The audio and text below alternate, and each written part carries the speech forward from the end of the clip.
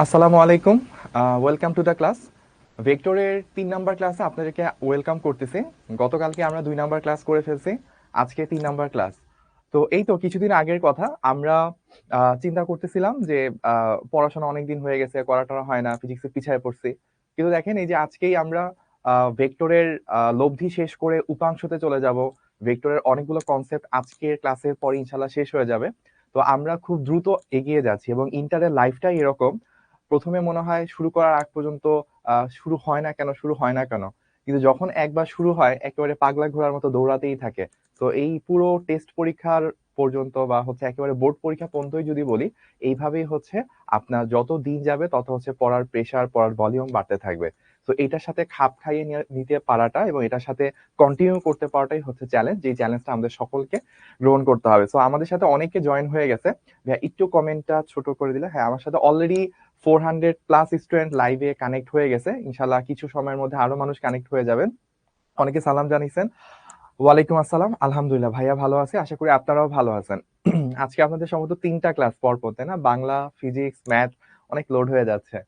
তো এভাবেই চলে আসলে ইন্টার লাইফটা, পুরো সময় জুড়েই এরভাবে যায় যে অনেকগুলো সাবজেক্ট থাকে, অনেকগুলো চ্যাপ্টার, অনেকগুলো টপিক পড়াশোনা করতে হয়। তো প্রতিদিনের পড়া প্রতিদিন শেষ করতে পারা, এটা হচ্ছে রিয়েল চ্যালেঞ্জ। এই চ্যালেঞ্জটা যারা কন্টিনিউয়াসলি 1.5-2 বছর ধরে নিতে পারবে তারা হচ্ছে অনেক ভালো করবে।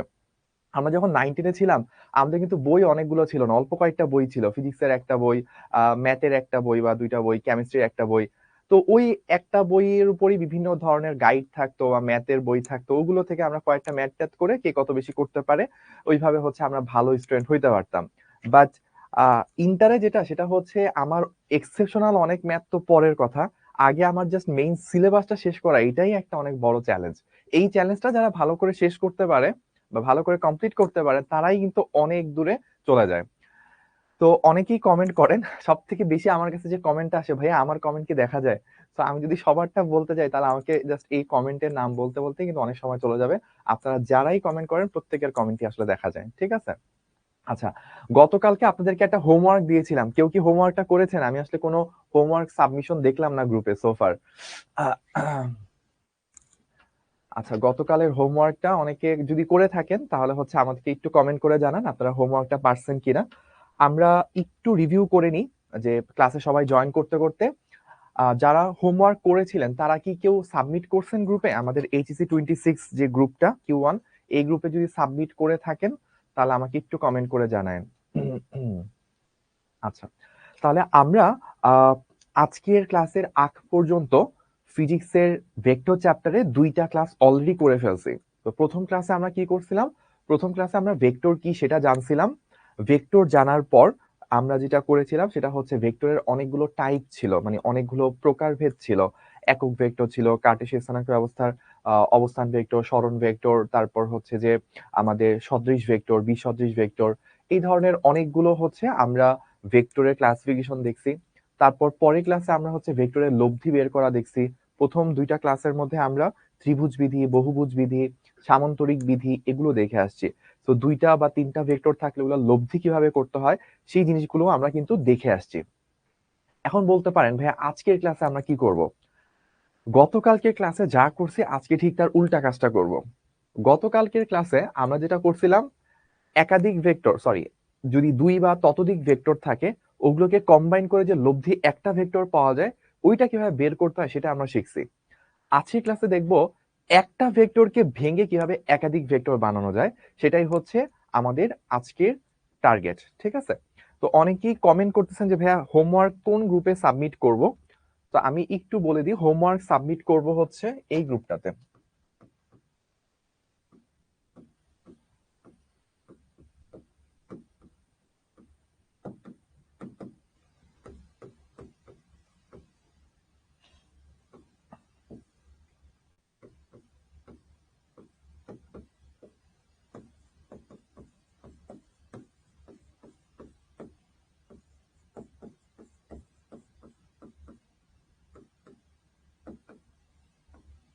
দেখেন তো ভাইয়া একটু আমার নামটা লেখা ঠিক আছে কিনা গ্রুপের।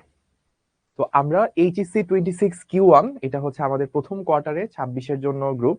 তো এই ফেসবুক গ্রুপটাতে হচ্ছে আমরা হোমওয়ার্কটা সাবমিট করবো ইনশাল্লাহ সবাই, ঠিক আছে? হয়তো আপনারা নতুন নতুন, আচ্ছা এইচডব্লিউ করেছি বাট পেন্ডিং এ আছে, তাহলে আমি একটু দেখবো, আমি আজকে বিকালে ভাই একটু আপনাদের অ্যাক্সেস থাকলে দেখেন এইচডব্লিউ গুলো পেন্ডিং থাকলে একটু ওদের গুলো অ্যাকসেপ্ট করে এভাবে ইয়া দিয়ে দিয়ে। ঠিক আছে। এইচডব্লিউ এবং নোট অ্যাপ্রুভ হয় না কেন, কি করব? আচ্ছা, আমরা আজকেই দেখবো, হয়তো গতকালকে শুক্রবার ছিল, টিম হয়তো এর জন্য কাজ ওইভাবে অনেক কিছু পেন্ডিং রয়ে গেছে। আজকে ইনশাল্লাহ সবার সবকিছু অ্যাপ্রুভ হয়ে যাবে ইনশাল্লাহ। ঠিক আছে, ওকে। তাহলে আমরা যারা পেন্ডিং আছে তারা দ্রুত সাবমিট করে দিব, এবং যারা অলরেডি করেছেন অর্থাৎ সাবমিট করেছেন বাট ওই পোস্টটা অ্যাপ্রুভাল পেন্ডিং আছে, তাদের আজকের মধ্যে সবগুলো অ্যাপ্রুভ হয়ে যাবে ইনশাল্লাহ। তো আমরা হোমওয়ার্কটা দেখবো, এগুলো নিয়ে কথাবার্তা বলবো। তার আগে একটু আমরা প্রথমে বলে নিই যে আজকের ক্লাসে আমরা আসলে কি শিখবো। দেখেন আজকের ক্লাসের টপিকগুলো দেওয়া আছে, ভেক্টরের বিভাজন। তো আমরা বলতেছিলাম যে গত ক্লাসে আমরা দেখছি প্রথমে দুইটা ভেক্টরকে কম্বাইন করে একটা ভেক্টর বানাইছিলাম আর, তো আর যেটা সেটার মান ছিল √p² q² 2pq cos alpha, এটা আমরা দেখছি। বা দুইটার জায়গায় যদি তিনটা ভেক্টর চলে আসে তখন কিভাবে সলভ করতে হয় ওইটা ভাইয়া নিজে করে দেখাইছিলাম আপনাদেরকে। আর হোমওয়ার্ক দিছিলাম তিনটার জায়গায় যদি চারটা হয় তখন কিভাবে করতে হয় সেটা আপনাদেরকে হোমওয়ার্ক দেওয়া হয়েছিল। তো যারা যারা পারছেন আলহামদুলিল্লাহ, যারা পারেন নাই কোনো সমস্যা নেই, ভাইয়া যদি সময় পাই তাহলে আমি আজকেই করে দিব। আজকে যেটা আমরা করব যে একটা ভেক্টর সেটাকে কিভাবে একাধিক ভেক্টরে ভাঙা যায় সেটা হচ্ছে আমাদের আজকের টার্গেট। তারপর ভেক্টরের লব্য বিক্ষেপ, লম্বাংশ উপপাদ্য, এগুলো দিয়ে আপনি ভেক্টরের অনেক ধরনের ম্যাথমেটিক্যাল প্রবলেম সলভ করতে পারবেন। তো এইটা একটা স্ট্র্যাটেজি, এটার ব্যাপারে আপনাদেরকে ওরিয়েন্টেশন ক্লাসের মধ্যেই বলছিলাম, আজকে আর খুব বেশি কিছু বলবো না। স্লাইডটা এই কারণে দেওয়া, আপনারা যখন ক্লাসটা শেষ হবে তখন আর কি পড়াশোনার আগে এই স্লাইডটা একটু চোখ বুলায় নিলে আপনার জন্য স্ট্র্যাটেজিটা মনে থাকবে, যে কোনো একটা ক্লাসের আগে 15 মিনিট ধরে আগের ক্লাস লেকচার দেখা, আজকের ক্লাসের টপিকটা 15 মিনিট ধরে একটু দেখে রাখা, তারপর ক্লাসে বসা, তাহলে ক্লাসটা ভালো বোঝা যায়। তারপর হচ্ছে নোট জমা দেওয়া, শিখবো জিতবোতে পোস্ট করা, হোমওয়ার্ক গুলো সাবমিট করা, এই ব্যাপারগুলো একটু মাথায় রাখবেন, তাহলে আপনার পড়াটা অল্প সময় এফিসিয়েন্ট হবে। অলরেডি ইন্টার লাইভ শুরু হয়ে গেছে, তো ইন্টার লাইভ যেহেতু শুরু হয়ে গেছে ভাই একটু আমরা একটা পোল নিয়ে নিব প্রথমে। ইন্টার লাইভ যেহেতু শুরু হয়ে গেছে, তো ইন্টার লাইফের প্রেশারটা আস্তে আস্তে বোঝা শুরু হয়ে গেছে আপনাদের জন্য, এবং কিছুদিনের মধ্যে হয়তো কালকের মধ্যেই কলেজ খুলে যাবে, তখন প্রেশারটা আরো বেড়ে যাবে। তো ডেইলির কাজ যদি আপনি ডেইলি না করতে পারেন, আজকের ক্লাসের নোট হোমওয়ার্ক দিয়ে আজকে শেষ না করতে পারেন, পরবর্তী অন্য কোনো দিন আপনি আর পাবেন না এটা শেষ করার জন্য। তাই যেদিনেরটা সেদিন করে ফেলতে পারার লক্ষ্যেই স্ট্র্যাটেজিটা থাকবে। ঠিক আছে, তো আমাদের পোল কোশ্চেন 1, শুরুতে একটা পোল কোশ্চেন আগের দিনের পড়াটা একটু মনে করিয়ে নেওয়ার জন্য। তো আপনারা যারা যারা গত দুইটা ক্লাস করে আসছেন তাদের জন্য এটা খুব একটা কঠিন হবে না, সহজ কোশ্চেন। দেখি আপনারা দ্রুত কুইজটা অ্যান্সার করেন, কি হতে পারে অ্যান্সার।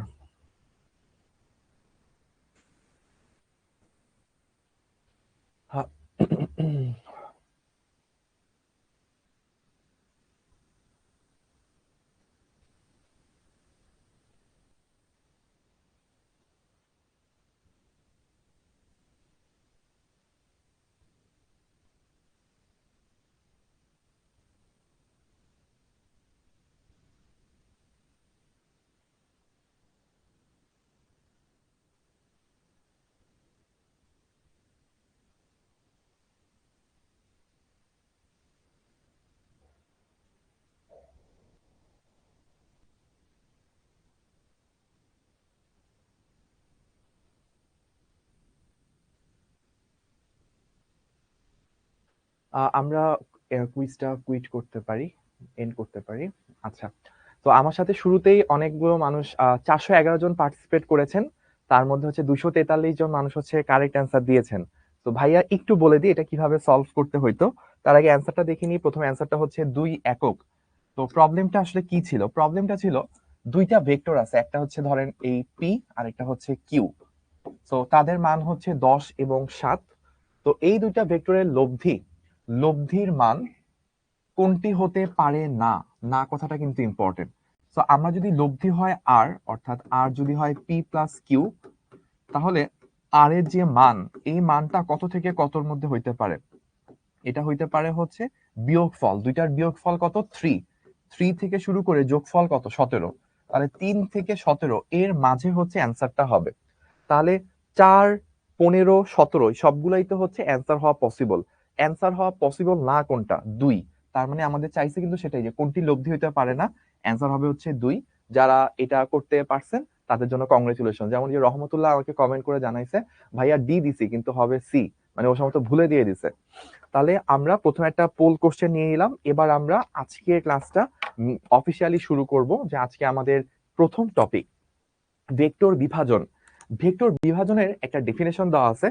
ডেফিনেশনটা কখনোই মুখস্থ করার জন্য না, ডেফিনেশনটা আসলে কি জন্য, জিনিসটা জানার জন্য। ফিজিক্স যখন প্রথমে শিখবেন, আপনার অনেক টাইপের ভেক্টর আছে, একক ভেক্টর, কার্টেসিয়ান স্থানাঙ্ক ব্যবস্থা, এগুলো মুখস্থ করতে যাবেন। এগুলো মুখস্থ করতে গেলে আপনার কাছে ফিজিক্স অসহ্য লাগবে। আপনি জাস্ট এই জিনিসগুলো জানবেন, আচ্ছা কার্টেসিয়ান স্থানাঙ্ক ব্যবস্থা বলতে এরকম একটা জিনিস বোঝায়, বা একক ভেক্টর নামে এরকম একটা জিনিস আছে, বা হচ্ছে আমার সদৃশ ভেক্টর এরকম একটা জিনিস, ত্রিভুজ বিধি দেখতে এরকম। আপনি যে জিনিসটা বুঝবেন, মুখস্থ করতে যাবেন না। ঠিক এইরকম আরেকটা জিনিস, সেটার নাম হচ্ছে ভেক্টর বিভাজন। একটা ভেক্টর রাশিকে অসংখ্য উপায়ে দুই বা ততোধিক ভেক্টর রাশিতে বিভক্ত করা যায়। তো এই যে একটা ভেক্টরকে ভেঙে আমি একাধিক ভেক্টর বানাইতে পারি, এই প্রসেসটাকে বা এই প্রক্রিয়াটাকে আমরা ভেক্টর রাশির বিভাজন বলে থাকি। তো একটা ভেক্টরকে ভেঙে একাধিক ভেক্টর বানানো, সেটাকেই হচ্ছে আমরা ভেক্টর রাশির বিভাজন বলে থাকি। তো এখন আমরা দেখবো সেটা কিভাবে হয়। ইন দ্য মিন টাইম ভাইয়া আপনাদের একটু কমেন্ট গুলো দেখে নি। ভাইয়া পোলে নিজের র্যাঙ্ক দেখা যায় না কেন? পোলে হচ্ছে আপনি পারফেক্ট অ্যান্সার দিলে সেটা আপনার যে হয়েছে সেটা দেখতে পারবেন, আর যদি আপনি রং অ্যান্সার দেন তাহলে সেটা দেখতে পারবেন, ঠিক আছে?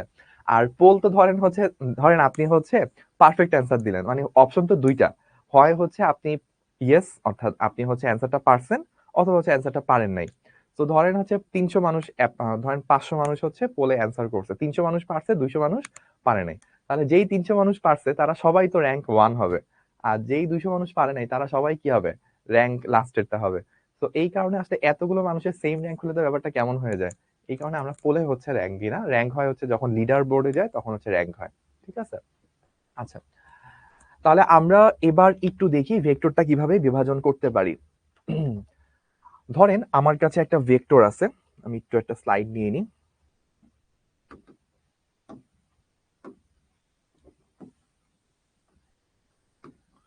ধরেন এইটা একটা ভেক্টর, এই ভেক্টরটা হচ্ছে আর একটা ভেক্টর। এই ভেক্টরটাকে চাইলে আমি একাধিক ভাগে ভাঙতে পারি। আমার মনে হইলো যে ভাইয়া এই দিক বরাবর আমি একটা অক্ষ নিব।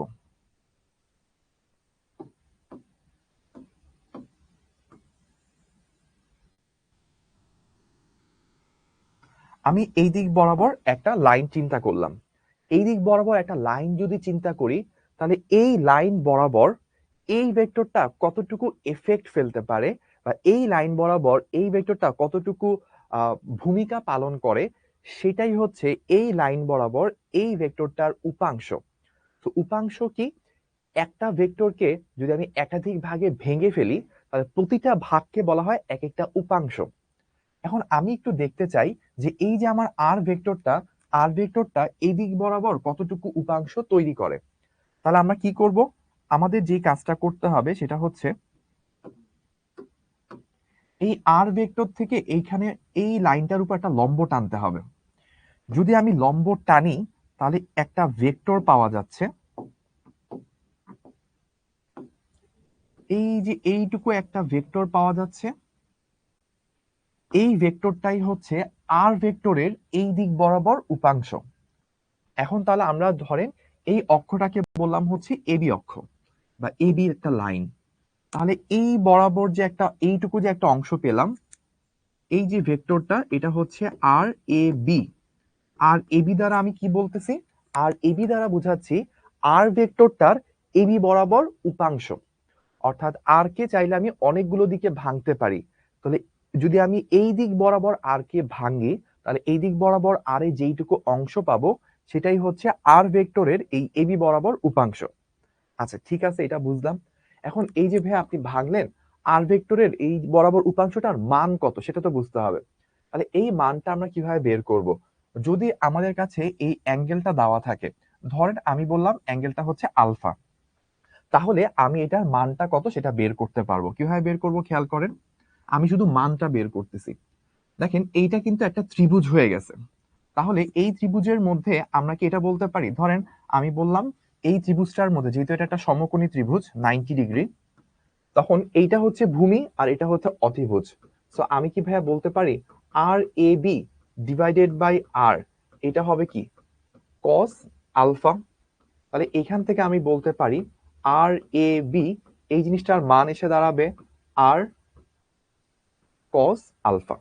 তাহলে এখান থেকে আমরা যে কাজটা করে ফেললাম সেটা হচ্ছে যে যদি আমাকে একটা ভেক্টর দেওয়া থাকে তাহলে ওই ভেক্টরটার কোনো একটা পার্টিকুলার দিক বরাবর কতটুকু ইম্প্যাক্ট, কতটুকু এফেক্ট পড়ে সেটা হচ্ছে আমরা উপাংশ দ্বারা প্রকাশ করি, এবং সেই উপাংশটার মান কত সেটা আমরা বের করে ফেললাম আর কস আলফা। তাহলে আমি পুরো জিনিসটার একটু সামারি করি। ধরেন আপনাকে একটা ভেক্টর দেওয়া আছে, তো এই ভেক্টরটার পাশে এরকম একটা লাইন দিয়ে দিল, বলল যে এই আর ভেক্টরটার সাথে 30 ডিগ্রি কোণে এই লাইন বরাবর আর ভেক্টরের উপাংশ কত। তার মানে আর ভেক্টরটাকে যদি আমি এদিক বরাবর ভাঙি তাহলে এই দিক বরাবর আর ভেক্টরের কতটুকু ইম্প্যাক্ট পাবো। তো সেটাই হচ্ছে বের করার টেকনিক। কি, ফার্স্টে আর ভেক্টরটার মান লিখবো, তারপর গুণ দিব কার সাথে, কজ অফ এই অ্যাঙ্গেলটার সাথে, তাহলে আমরা মানটা পেয়ে যাব। এখন আপনি বলতে পারেন, আচ্ছা ভাইয়া আমি কি এই আর ভেক্টরটাকে শুধু এই একটা দিক বরাবরই ভাঙতে পারবো? অ্যান্সার হচ্ছে না। আপনাকে ধরেন আরেকটা লাইন দিয়ে দিল,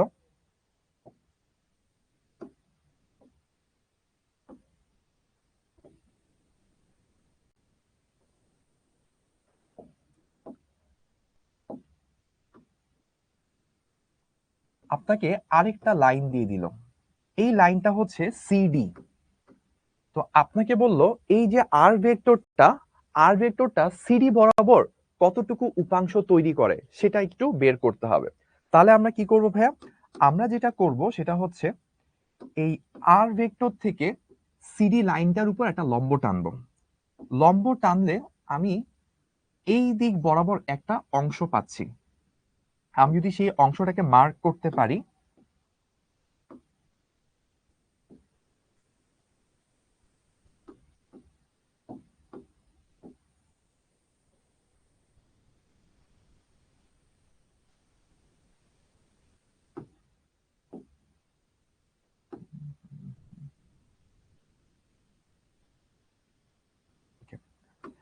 তাহলে দেখেন আমরা এই আর ভেক্টরটার প্রান্তবিন্দু থেকে যে অক্ষ বরাবর হচ্ছে আমার উপাংশ দরকার সেটার উপর আমি একটা লম্ব টানলাম।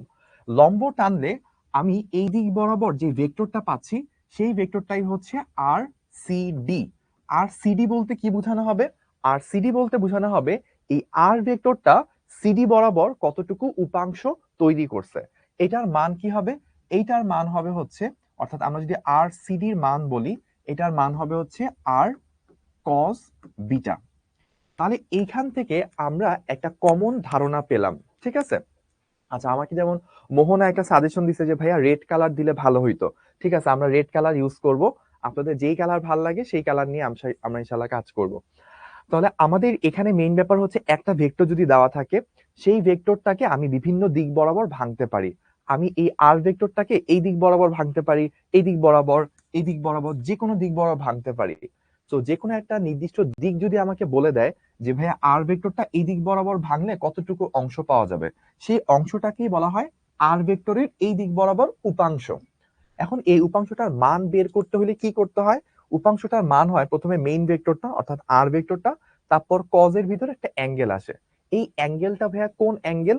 মেইন ভেক্টর অর্থাৎ আর ভেক্টর, এবং আপনি যেই দিকের সাথে হচ্ছে, যেই দিক বরাবর হচ্ছে আপনি উপাংশটা চাচ্ছেন, মেইন ভেক্টর এবং ওই দিকের অন্তর্গত যে কোণটা সেই কোণটা হচ্ছে কজের ভিতর বসাই দিবেন। ঠিক একই রকম ভাবে যখন আমি সিডি বরাবর হচ্ছে চাচ্ছিলাম, তখন দেখেন মানটা কি আসছে, প্রথমে main vector into cos into beta. Beta কি ছিল? মেইন ভেক্টর এবং এই উপাংশ তাদের অন্তর্গত কোণ। তাহলে এইটা যদি বুঝে থাকেন, ভাইয়া এখন একটা এক্সাম্পল বলবো, এই এক্সাম্পলটা যদি বুঝেন তাহলে সবার এটা একেবারে ক্রিস্টাল ক্লিয়ার হয়ে যাবে। তাহলে চলেন আমরা একটু এক্সাম্পলটা নিয়ে নিই। এইটা একটা ভেক্টর, ঠিক আছে? এই ভেক্টরটার মান আমরা বললাম, এই ভেক্টরটার মান হচ্ছে 10, ঠিক আছে? এখন আমি আপনাদেরকে দুইটা এক্সিস দিলাম। এই যে একজন বলছিল লাল কালার ইউজ করতে, তাহলে আমি লাল কালার ইউজ করি।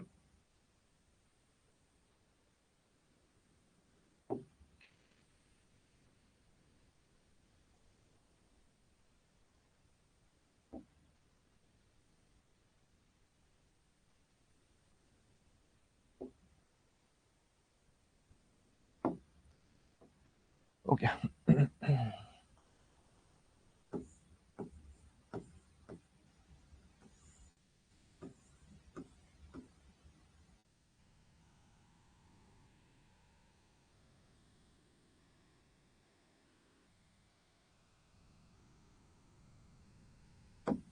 আচ্ছা, আমরা দুইটা এক্সিস নাম দিলাম, এটা হচ্ছে ধরেন এম এন এক্সিস, আর এটা ধরেন আমি দিলাম হচ্ছে পি কিউ এক্সিস।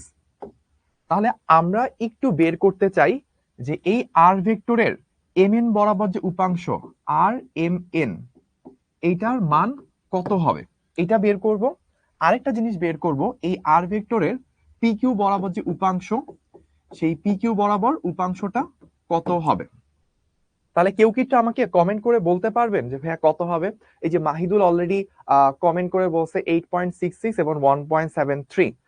আচ্ছা, আর কে কে পারবেন দেখি। তাওহিদ বলছে, তারপর ফাহিম বলছে, সাকিব আল বলছে, তারপর নন্দিনী বলছে, সুমাইয়া বলছে, আব্দুল্লাহ বলছে।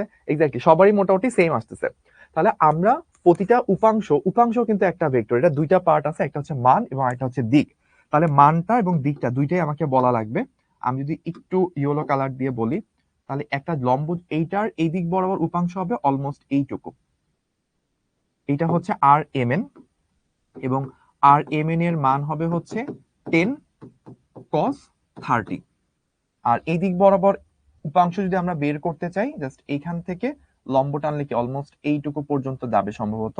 তাহলে এটাই হচ্ছে আমাদের আর পি কিউ। সো এটার মান কত আসবে? এটার মান আসবে হচ্ছে 10 cos 80 ডিগ্রি। তাহলে এই দুইটার মান বের করলেই কিন্তু আমাদের কাজ হয়ে যাবে। তো আপনারা অলরেডি বলছেন, আমি আপনাদের সাথে একটু মিলাই নিচ্ছি। cos 30 এক্স্যাক্টলি এটা আসে 8.66 মানে 5√3, বা চাইলে আমরা যেটা বলতে পারি সেটা হচ্ছে 8.67 বা 66 যেটাই বলেন না কেন। আর এখানে আসে হচ্ছে cos 80, তাহলে cos 80 যদি আমরা দিই তাহলে 1.73। তাহলে এই দুইটা মান আমরা বের করলাম। তাহলে আমরা মোটামুটি এইটুকু তো করে ফেললাম। এইটুকু পর্যন্ত উপাংশ বের করা পর্যন্ত কে কে বুঝতে পারছেন ভাইয়া, কি একটু কমেন্ট করে জানাতে হবে। উপাংশ বের করা কে কে আমরা বুঝতে পারছি, একটু কমেন্ট করে আমরা জানাবো।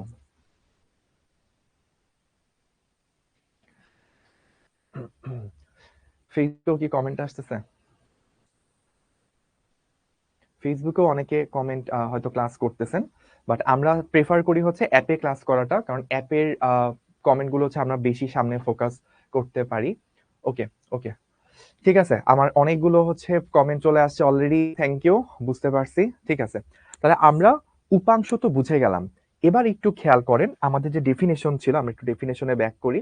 ভেক্টরের উপাংশ কি? তো প্রথমে যদি ডেফিনেশন দেখায় তাহলে আসলে জিনিসটা ভালো বোঝা যায় না, ফার্স্ট আগে জিনিসটা দেখতে হয়, তারপর এটা সংজ্ঞা পড়তে হয়, তাহলে ব্যাপারটা ইজি। দেখেন, ভেক্টরের উপাংশ নিয়ে কথা বলতেছে।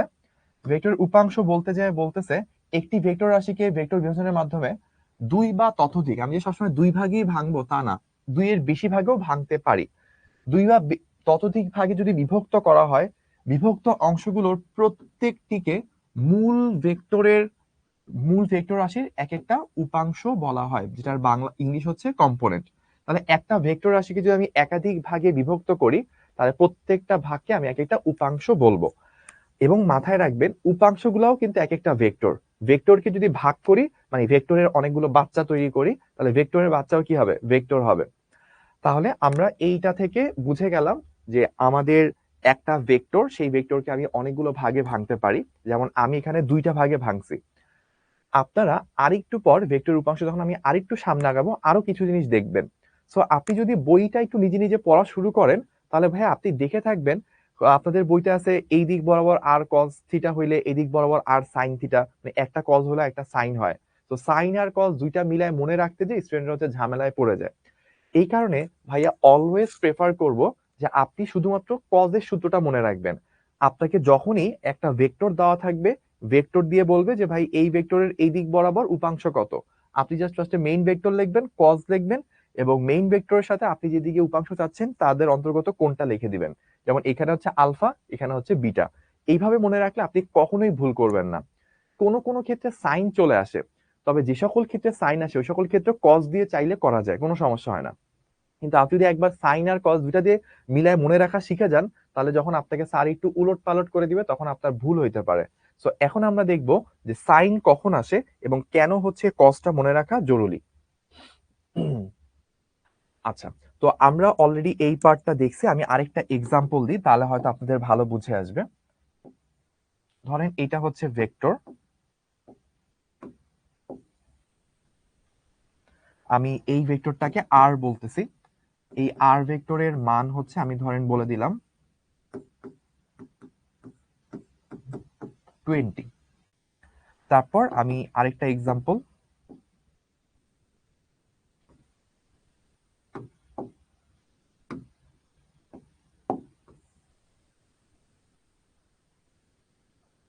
ওকে, তাহলে আর ভেক্টরের এইটা একটা লাইন বললাম, এটা হচ্ছে ধরেন বললাম সিডি লাইন, ঠিক আছে। তো এই সিডি রেখা বরাবর আর ভেক্টরের উপাংশ চাই। তো আমি দুই ভাবে করতে পারি, একটা হচ্ছে চিত্র দিয়ে যদি করতে চাই তাহলে আমাকে কি করা লাগবে, তাহলে আমাকে যেটা করতে হবে, একটা লম্ব টানতে হবে। তাহলে এইখান থেকে আমি একটা লম্ব টানবো, এই যে লম্ব টানলে যেইটুকু অংশ পাই, এইটুকু অংশ মিলে যে ভেক্টরটা তৈরি করে, অর্থাৎ আমরা যদি এখানে একটু কাজ করি, এই যে এই ভেক্টরটা, এটাই কি হবে, সিডি বরাবর আর এর উপাংশ। তাহলে এই আর সিডি, সেটার মান কত হবে, 20।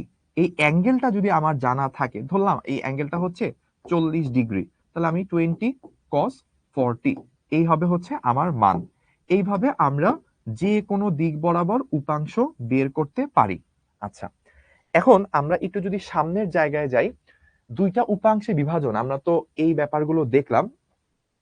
আচ্ছা, ভেক্টরের দিকের মান কি হবে, ভেক্টরের দিকের মান, কোশ্চেনটা হচ্ছে ইলজিক্যাল। একজন কমেন্ট করছেন যে ভাইয়া ভেক্টরের দিকের মান কি হবে, ভেক্টরের দিকের কোনো মান হয় না।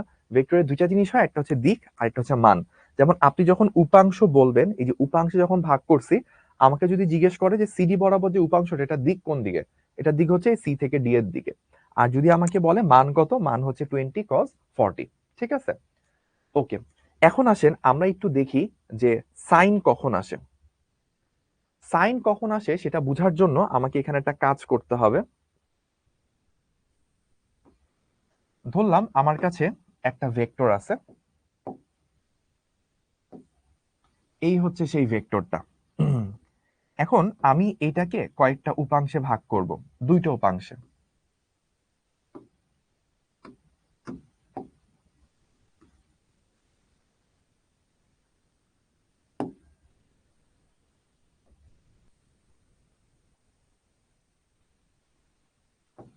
আচ্ছা, এখন দেখেন আমি যদি এই কাজটা বলে দিই যে ভাইয়া এই টোটাল অ্যাঙ্গেলটা হচ্ছে 90°, অর্থাৎ ধরেন এটা হচ্ছে আমার এক্স অক্ষ আর এটা হচ্ছে ওয়াই অক্ষ, এই হচ্ছে আমার আর ভেক্টর, ঠিক আছে। তাহলে আমার যদি কখনো এভাবে আমাকে কাজ করতে বলে যে আমাকে একটা ভেক্টর দেওয়া আছে, সেই ভেক্টরটাকে পরস্পর লম্ব দুইটা অক্ষ বরাবর ওদের উপাংশ কত সেটা জানতে চায়, তাহলে একটু দেখি কি হয়। দেখেন আমাকে যদি শুধুমাত্র এইটুকু বলে দেয় যে ভাইয়া আমাদের এখানে এই অ্যাঙ্গেলটুকু হচ্ছে থিটা, এই অ্যাঙ্গেলটুকু থিটা বলে দিল, তাহলে আমাকে যদি এখন জিজ্ঞেস করে যে ভাই এক্স অক্ষ বরাবর উপাংশ কত, সেটা আপনি একটু বের করে দেন, এটা আমাকে কেউ জিজ্ঞেস করলো, তাহলে সেটা কতটুকু হবে, এক্স অক্ষ বরাবর উপাংশ হবে কি এইটুকু। তাহলে এই জিনিসটার মান কত হবে, আর কস থিটা, অর্থাৎ এক্স অক্ষ বরাবর আর ভেক্টরের উপাংশ হবে আর কস থিটা, ঠিক আছে। তাহলে এইটা যদি থিটা হয়, টোটালটা তো 90, তাই না, টোটালটা যেহেতু 90, তাহলে এই অ্যাঙ্গেলটা কত, এই অ্যাঙ্গেলটা হচ্ছে 90 মাইনাস থিটা। এখন এই ওয়াই অক্ষ বরাবর উপাংশটা কত হবে সেটা যদি আমরা বের করি, এটা আসবে হচ্ছে অলমোস্ট লম্ব টানলে এইটুকু পর্যন্ত আসবে, একটু বেশি হয়ে গেছে, আমি একটু ঠিক করে আঁকি, এই তো এইটুকু। তাহলে আমার ওয়াই অক্ষ বরাবর যে উপাংশ আর ওয়াই, এটার মান কি আসবে, আর কস, এখানে জায়গা অল্প, সো আর ওয়াই আসবে হচ্ছে আর কস, অ্যাঙ্গেলটা কত পাইলাম, 90 মাইনাস থিটা। কেউ কি আমাকে বলতে পারবেন cos 90 মাইনাস থিটা এটাকে আমি কি বলতে পারি, cos 90 মাইনাস থিটা এটাকে কি বলা যায়, সাইন থিটা, এক্স্যাক্টলি। তাহলে এই জিনিসটা আমি তখন লিখতে পারি হচ্ছে আর সাইন থিটা। তো এই হচ্ছে সেই কেসটা, যদি আপনার একটা ভেক্টরকে পরস্পর লম্ব দুইটা ভাগে ভাগ করা হয়, অর্থাৎ যেই দুইটা ভাগে আপনি ভাগ করতে চান ওই দুইটা ভাগ যদি পরস্পর লম্ব হয়, তাহলে এই উপাংশ মানে এইটা একটা উপাংশ, এইটা আরেকটা উপাংশ, দুইটা উপাংশ কি পরস্পর লম্ব ভাবে আছে, তাই এই উপাংশ দুইটাকে বলা হয় লম্বাংশ। এই উপাংশ দুইটাকে বলা হয় কি? লম্বাংশ। কেন লম্বাংশ বলা হয়? লম্বাংশ মানে হচ্ছে দুইটা জিনিস, লম্ব প্লাস উপাংশ। এখানে কারা কারা লম্বাংশ? এই যে আর এক্স এবং আর ওয়াই, তারা কি পরস্পর লম্ব ভাবে আছে? যেহেতু তারা পরস্পর লম্ব ভাবে আছে, এই কারণে এই উপাংশ দুটাকে লম্বাংশ বলা হয়।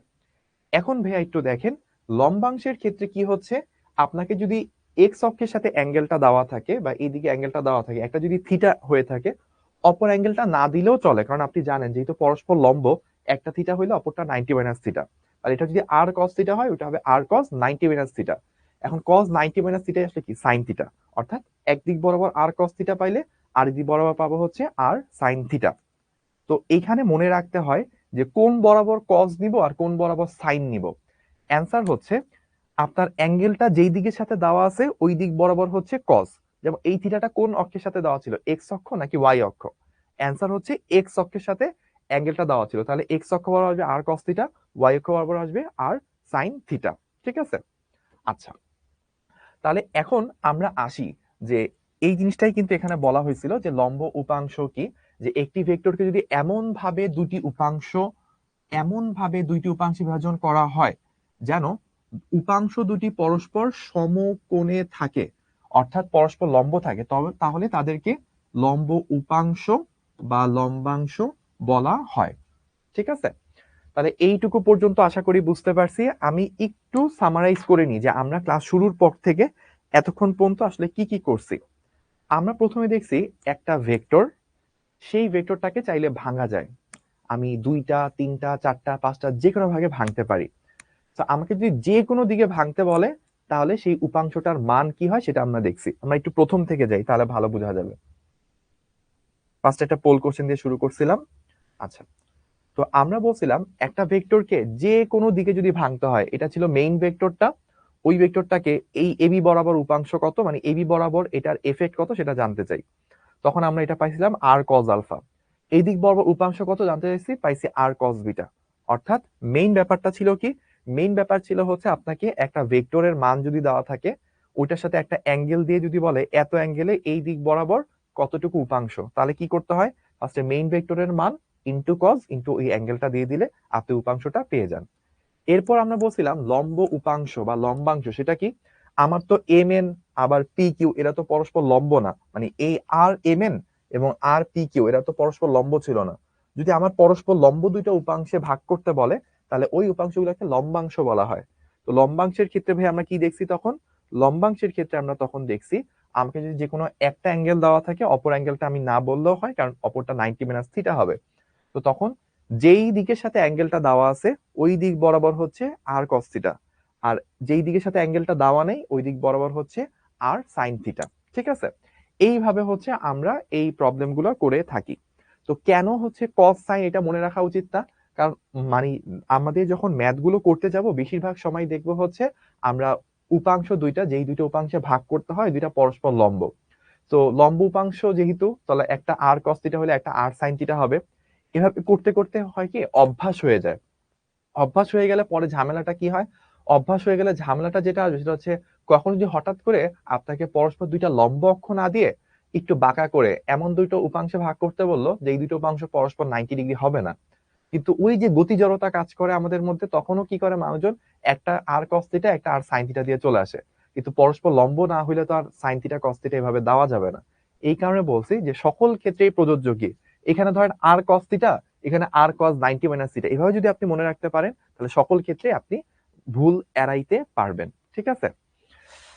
তাহলে অনেকেই কমেন্ট করছেন ভাইয়া এই ক্ষেত্রে কি কস দিয়ে করা যাবে? অবশ্যই করা যাবে। আপনি এই ক্ষেত্রে তাহলে কি লিখবেন? মেইন ভেক্টর আর ইনটু কস ইনটু 90 মাইনাস থিটা। আপনি যদি এভাবে মনে রাখেন তাহলে আরো বেটার।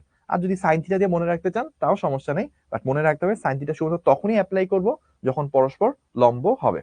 আচ্ছা, এবার আমরা একটু সামনের দিকে দেখে নিই একটা পোল কোশ্চেন।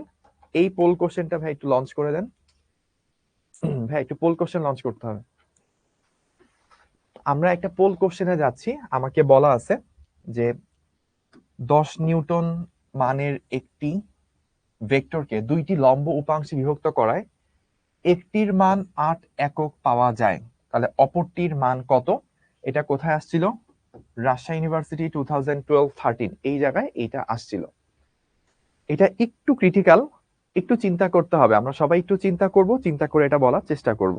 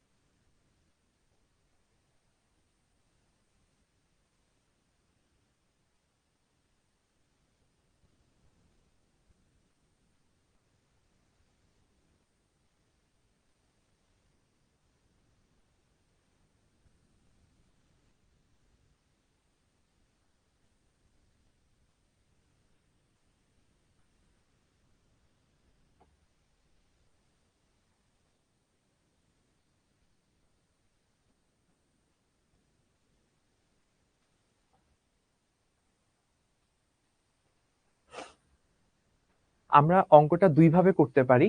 তো আপনারা একটু চিন্তা করেন। আমরা এতক্ষণ যেভাবে শিখছি কজ, যেহেতু লম্বাংশ বলছে, তাহলে একটা যদি আর কজ আলফা হয়, একটা আর সাইন আলফা হবে। আপনাকে দেখতে হবে যে আপনাকে কি কি মান দেওয়া আছে। এই যে একটা ভ্যালু দেওয়া আছে 10, এটা কিসের ভ্যালু? আর একটা ভ্যালু দেওয়া আছে 8, এটা কার ভ্যালু? আর আমাকে বের করতে বলছে কি। তো যা যা শিখছি সূত্রগুলোর সাথে একটু খেলাধুলা করতে হবে, একটু ফরমেশন চেঞ্জ টেঞ্জ করলে দেখবেন অ্যান্সারটা চলে আসবে। কত হইতে পারে অ্যান্সারটা, যেমন আমি এখানে চোখে দেখিয়ে বলতে পারি কোনটা অ্যান্সার হবে। আবার যারা ম্যাথে অনেক এক্সপার্ট, তারাও কিন্তু এটা মানে অঙ্ক না করেই বলে দিতে পারে অ্যান্সারটা কত হবে।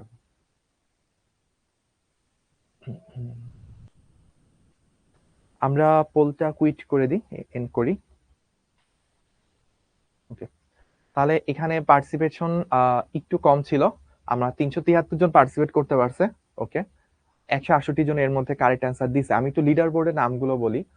প্রথমে আছে হচ্ছে সৈয়দা সিরাজুম মুনিরা ঐশ্বর্য, তারপর আছেন হচ্ছে নিলয়, তারপর ফাতেমা সোবহান আনহা, তারপর মদিনা তাবাসসুম, তারপর হচ্ছে আছেন এস এম মাসাইল, তারপর সাদনান আহমেদ শাহিল, তারপর নন্দিনী সাহা, তারপর রহমতুল্লাহ খান। 9-এ আছে ফারিহা ফাহিম, 10-এ আছে হচ্ছে কাজী জারিন আহমেদ শাইমা।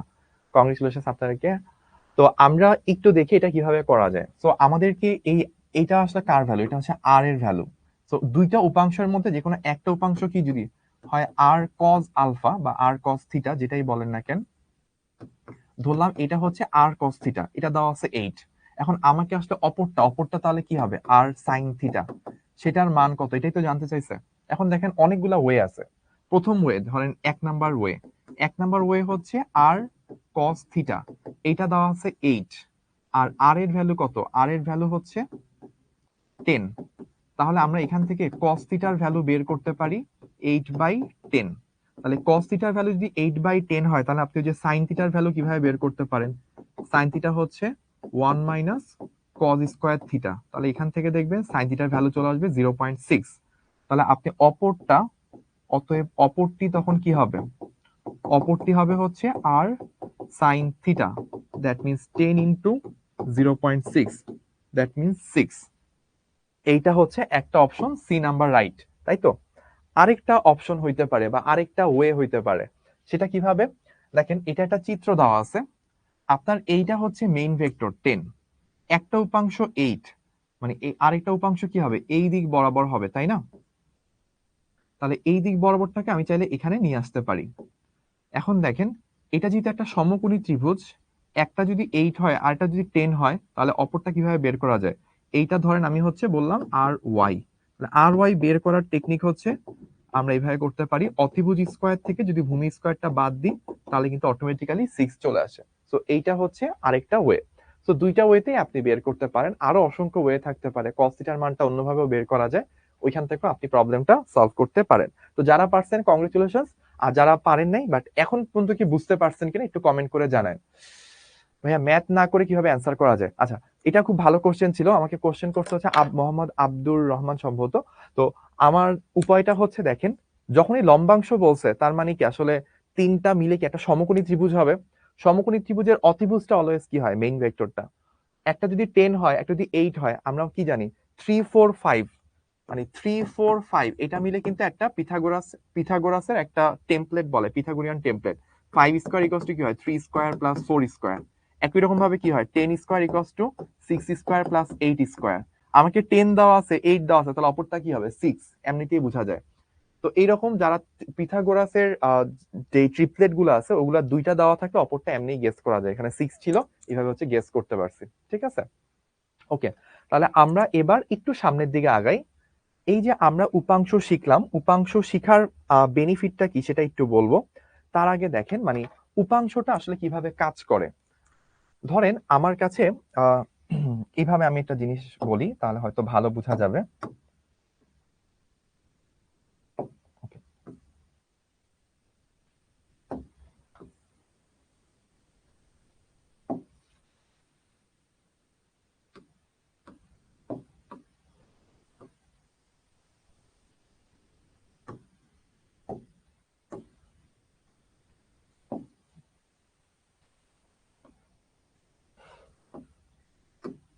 আচ্ছা, তো ধরেন দুইটা বস্তু, এইখান থেকে একটা বস্তুকে আমি হচ্ছে হাত থেকে ছেড়ে দিলাম, এইখান থেকে একটা বস্তুকে ছেড়ে দিলাম।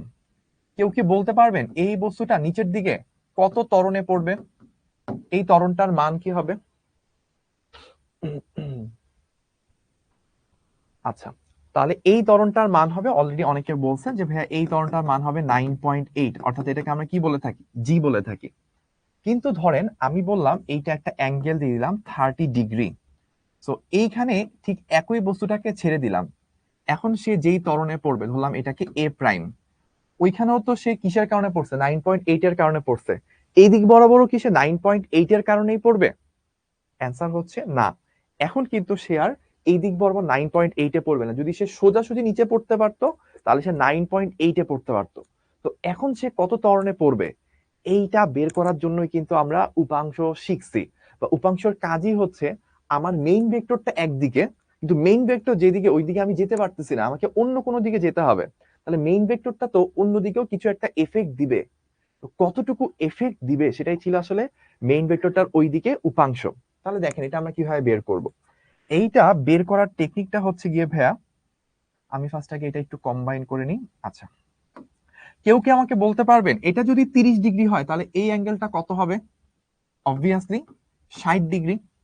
তাহলে দেখেন এইটা কি বুঝেন যে ভাইয়া আমার যদি মেইন ভেক্টরটা যদি কাজ করতে পারতো, অর্থাৎ আমি যদি সোজা নিচের দিকে পড়তে পারতাম তাহলে তো আমি এই দিকে নিচে নামতাম, তাই না? এই দিকে কততে নামতাম?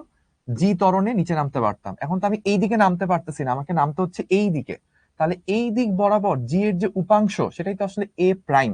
তাহলে কি ভাই আমি বলতে পারি এ প্রাইম হবে আসলে জি কজ 60?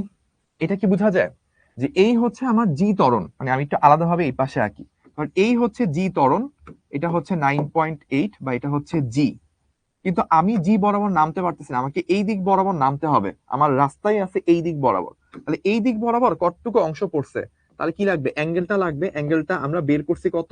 অ্যাঙ্গেলটা হচ্ছে আমরা 60 ডিগ্রি বের করছি। তাহলে এই দিক বরাবর জি এর উপাংশ আসলে কি আসবে? জি কজ 60। তো এইটাই আসলে কি এ প্রাইম। তাহলে আমি আসলে জি কস 60 যদি বলি 9.8 into 0.5, that means 4.9 metre per second square. তাহলে কেন উপাংশ শিখছে আশা করি কিছুটা মাথায় আসতেছে। আর একটু সামনে যাব আরো ভালো বুঝে আসবে যে একটা ভেক্টর, ওই ভেক্টরের যদি আমি যেই দিকে ভেক্টরটা কাজ করতেছে ওই দিকে আমি যেতে পারতেছি না, অন্য কোনো দিকে যেতে হবে। তো অন্য কোনো দিকে ওই ভেক্টরটা তো পুরোপুরি নাই, কতটুকু আছে, কতটুকু এফেক্ট নিয়ে সে যেতে পারবে, এইটা বের করা হচ্ছে আমাদের মেইন পারপাস ছিল। তো আমি দেখলাম যে সোজা পড়লে 9.8 ত্বরণে নামতে পারতাম, একটু বাঁকা করে নামতেছে, আমি এখন 4.9 মিটার পার সেকেন্ড স্কোয়ারে ত্বরণে নামতেছি। ঠিক আছে, আচ্ছা। তাহলে এবার আসেন আমরা উপাংশের আরো কিছু অ্যাপ্লিকেশন দেখব। প্রথম অ্যাপ্লিকেশনটা হচ্ছে লন রোলার, ঠেলা এবং টানা। আমরা লন রোলারের এই এক্সাম্পলটা দেখে তারপর হচ্ছে নামাজের বিরতিতে যাব। আর নামাজের টাইমটা তো আসলে পূর্ব দিকে যারা আছেন লাইক সিলেটের দিকে তাদের আজান আগে দেয়, আবার যারা পশ্চিমের দিকে আছেন তাদের আজানটা একটু পরে দেয়। তো আমরা ঢাকাতে আছি মাঝামাঝিতে, তো ব্রেকটা মাঝামাঝি টাইমে অলমোস্ট 6:40-এর দিকে ইনশাল্লাহ ব্রেকটা থাকবে। ওকে, তাহলে হচ্ছে আমাদের লন রোলার ঠেলা এবং টানা। তো প্রথমে আমাকে বুঝতে হবে লন রোলার কি। দেখবেন ক্রিকেট খেলার মাঠ বা বিভিন্ন গার্ডেনে বাগানে মাটিটাকে সমতল রাখার জন্য এইরকম ভারী কিছু আপনার যন্ত্র ইউজ করা হয়। যন্ত্র বলতে এরকম কি থাকে যে একটা সিলিন্ডারের মতো ভারী জিনিস, এইটাকে হচ্ছে ঠেলে ঠেলে মাটিটা হচ্ছে সমান করে। আবার দেখবেন সিটি কর্পোরেশনের দেখবেন হচ্ছে কিছু রাস্তার পিচ ঢালাই দেওয়ার জন্য, রাস্তার পিচটাকে ঢালাই দেওয়ার জন্য হচ্ছে এইরকম গাড়ি ব্যবহার করে থাকে। তো আমরা এটাকে ঠেলে ঠেলে বা টেনে টেনে হচ্ছে রাস্তাকে বা মাটিকে সমতল করি। এটার নাম হচ্ছে লন রোলার। ঠিক আছে, এখন তাহলে দেখেন এই লন রোলারটা আমরা প্রথমে ঠেলবো তারপর টানবো এবং দুটার মধ্যে কম্পেয়ার করব যে এই লন রোলারটাকে সামনে আগায় নেওয়ার সময় ঠেলাটা সহজ নাকি টানাটা সহজ, সেটা আমরা হিসাব করব। তাহলে ফার্স্টে হচ্ছে লন রোলারকে টানবো। দেখেন মানুষটা হচ্ছে সামনে আছে, লন রোলারটা আসলে পিছে আছে। এটার এক্সাম্পলটা কিরকম, আমরা ট্রলি নিয়ে যাই না, ওই যে ট্রলি ব্যাগ যেগুলো থাকে, সেই ট্রলি ব্যাগটা নিয়ে যখন আমরা হাঁটি আমরা নর্মালি কি করি, ব্যাগটা থাকে পিছে, মানুষটা থাকে সামনে। তো এখানেও সেম, মানুষটা সামনে, তার পিছে পিছে হচ্ছে সে লন রোলারটাকে টেনে টেনে নিয়ে আসতেছে। তাহলে এখন আমরা কি করতেছি, এখন হচ্ছে লন রোলার টানা, লন রোলার টানা নিয়ে কাজ করতেছি। তাহলে লন রোলার যখন টানবো তখন আসলে কি ঘটনা ঘটে সেটা আমরা একটু দেখবো।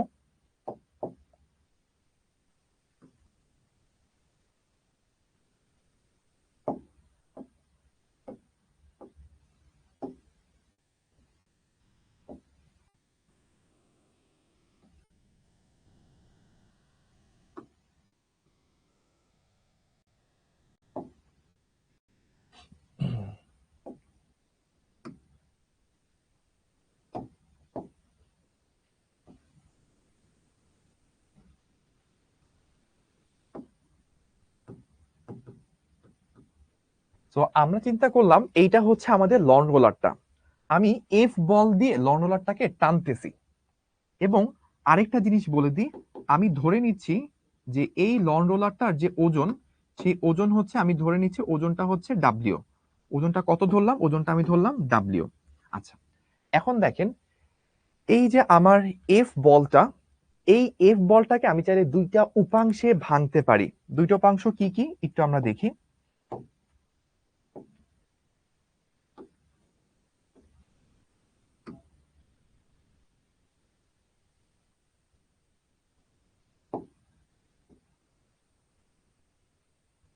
Okay, আমরা এফ বলকে পরস্পর লম্ব দুইটা উপাংশে ভাঙবো। তাহলে এইটা কি ভাই আপনারা বুঝতে পারেন যে আমরা যদি এইরকম কাজ করি, কি কালার নেওয়া যায়, লাল কালার, ধরুন লাল কালার নিলাম। তাহলে আমার এই দিক বরাবর যে উপাংশটা পাবো এটাকে আমি আর এক্স বলবো, আর এই দিক বরাবর যে উপাংশটা পাবো সেটাকে আমি আর ওয়াই বলবো। তাহলে এই হচ্ছে আমার আর বলতেছি, এটা হচ্ছে এফ। এফ এর এই দিক বরাবর উপাংশ এক্স অক্ষ হবে, সেটা হচ্ছে এফ এক্স। আর এই দিক বরাবর উপাংশ এটা হচ্ছে এফ ওয়াই। ধরেন আমি অ্যাঙ্গেলটা বলে দিলাম যে এই অ্যাঙ্গেলটা হচ্ছে থিটা, ধরলাম এটা হচ্ছে থিটা। ঠিক আছে, তাহলে এই যে এফ যে বলটা, এফ বলের এই দিক বরাবর যে উপাংশটা, সেই উপাংশটা আসলে কি আসবে, এফ কস থিটা। আর এফ বলের উপরের দিকের উপাংশটা কি আসবে, উপরের দিকের উপাংশটা হবে হচ্ছে এফ সাইন থিটা। কেন সাইন থিটা হইলো, কারণ এটা তো এক্স অক্ষ, এটা ওয়াই অক্ষ, তারা পরস্পর লম্ব। তাহলে এই দিকে যদি এফ কস থিটা হয় তাহলে এই দিকে কি হবে, এফ সাইন থিটা।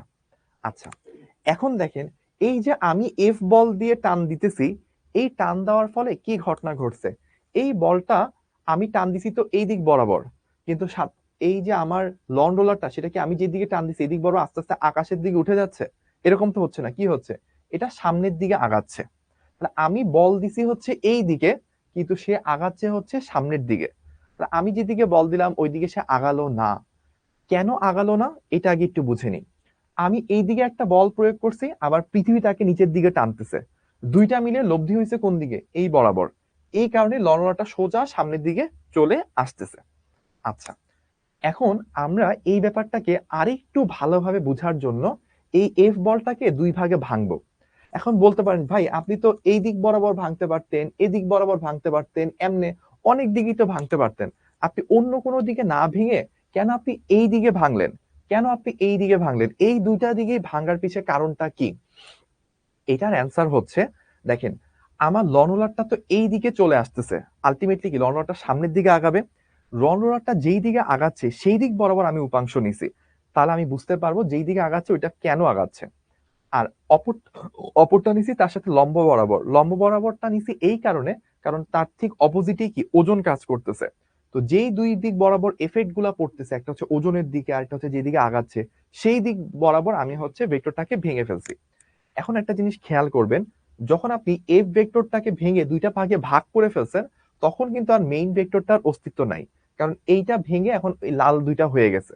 যখন লাল দুইটা থাকে তখন আর হলুদটা থাকে না, আবার যখন হলুদটা থাকে তখন লাল দুইটা থাকে না। কারণ আপনি যদি আপনার কাছে 10 টাকা থাকে, 10 টাকা দিয়ে আপনি একটা চিপস কিনে ফেললেন, তো আপনি যখনই 10 টাকা দিয়ে একটা চিপস কিনবেন তখন 10 টাকাটা কিন্তু আপনার কাছে নাই, ওটা দোকানদারের কাছে চলে গেছে। আপনি আপনার কাছে 10 টাকার পরিবর্তে হাতে এখন কি আছে? চিপস আছে। আর যদি আপনি চিপসটা আবার ফেরত দিয়ে দেন তাহলে দোকানদার আবার আপনাকে 10 টাকা ফেরত দিয়ে দিবে। ঠিক একই রকম ভাবে এটা হচ্ছে একটা বল, এইটাকে ভেঙে চাইলে আপনি এফ এক্স এফ ওয়াই আকারে লিখতে পারেন, আবার অথবা এফ এক্স এফ ওয়াই কে বাদ দিয়ে আপনি শুধু এফ আকারেও জিনিসটাকে লিখতে পারেন। ঠিক আছে? আচ্ছা, এখন দেখেন আমরা কেন এই দুই ভাগে ভাগ করলে সুবিধা। এই এফ বলের একটা উপাংশ এফ ওয়াই, সে আসলে কি ওজনের বিপরীত দিকে কাজ করতেছে। তাহলে এই দুইটা মিলে ডাব্লিউ আর এফ ওয়াই, এই দুইটা মিলে কি হবে? এই দিকে ডাব্লিউ আর এই দিকে হচ্ছে আপনার এফ ওয়াই, এই দিকে আছে ডাব্লিউ, এই দিকে আছে এফ ওয়াই। এই দুইটা মিলে আলটিমেটলি কি হবে? এই দুইটা মিলে আলটিমেটলি নিচের দিকে একটা বল অবশিষ্ট রয়ে যাবে, এটা হচ্ছে ওজন, আপাত ওজন। এই ওজনটা হয়ে যাবে ডাব্লিউ মাইনাস এফ ওয়াই। তাহলে আলটিমেটলি কি হইলো? এই এফ বলের এই উপরের দিকে যে উপাংশ, ওইটা উপরের দিকে কাজ করে ওজনটাকে একটু কমাই দিবে, ফলে লন রোলারটাকে কি মনে হবে? একটু হালকা মনে হবে। আর এফ বলের অপর উপাংশটা যে এফ এক্স, এটা কোন দিকে কাজ করতেছে? সামনের দিকে। তাহলে এই এফ এক্স বলটা কি করবে? লন রোলারটাকে সামনের দিকে নিয়ে যাবে। তাহলে এফ বলের দুইটা উপাংশ, একটা হচ্ছে লন রোলারকে সামনের দিকে নিয়ে যায়, আরেকটা ওজনের বিপরীতে কাজ করে ওজনটাকে কমায় দেয়।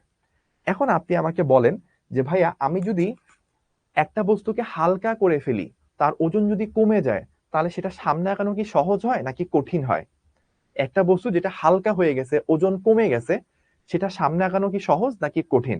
এই যে অলরেডি অ্যান্সার চলে আসছে যে একটা বস্তু হালকা হয়ে গেলে, তার ওজন কমে গেলে তাকে সামনে আগায় নিয়ে যাওয়া সহজ। তার মানে টানাটার ক্ষেত্রে আমরা কি মনে রাখবো? টানা হচ্ছে সহজ, টানা হচ্ছে সহজ, এই কথাটা খুব ইম্পর্টেন্ট, এটা আমরা একটু মাথায় রাখবো। এইটা হচ্ছে টানা, টানা হচ্ছে সহজ। এর পরের এক্সাম্পলটা দেখি হচ্ছে আমরা ব্রেকে যাব। ঠিক আছে? পরের এক্সাম্পলটা কি? এখন দেখেন লন রোলারটা সামনে, মানুষটা পিছে, মানে আমার সামনে ট্রলি আছে, আমি ট্রলিকে ধাক্কা দিয়ে দিয়ে নিচ্ছি। আবার অনেক সময় যে ছোট বাচ্চাদের ক্যারিয়ার থাকে, বাচ্চাদেরকে সামনে নিয়ে নিয়ে এরকম ঠেলে ঠেলে আগায়। তো এখন হচ্ছে আমরা ঠেলতেছি, ঠেলা দেওয়ার ক্ষেত্রে। তো ঠেলার ক্ষেত্রে, সরি,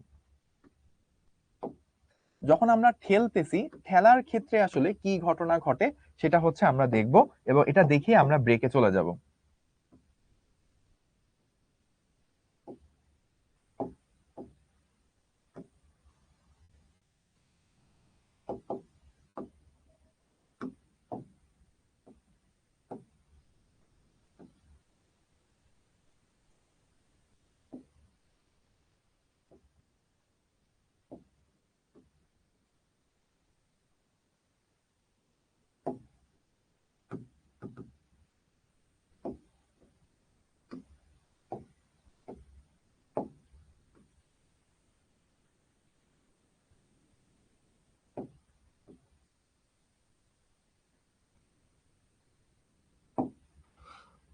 আচ্ছা, সো আমি চিত্রে একটা ভুল করছি, সেটা হচ্ছে আমার এফটা আমি এবার এই দিকে হবে না, এফটা হবে এবার আমার কোন দিকে?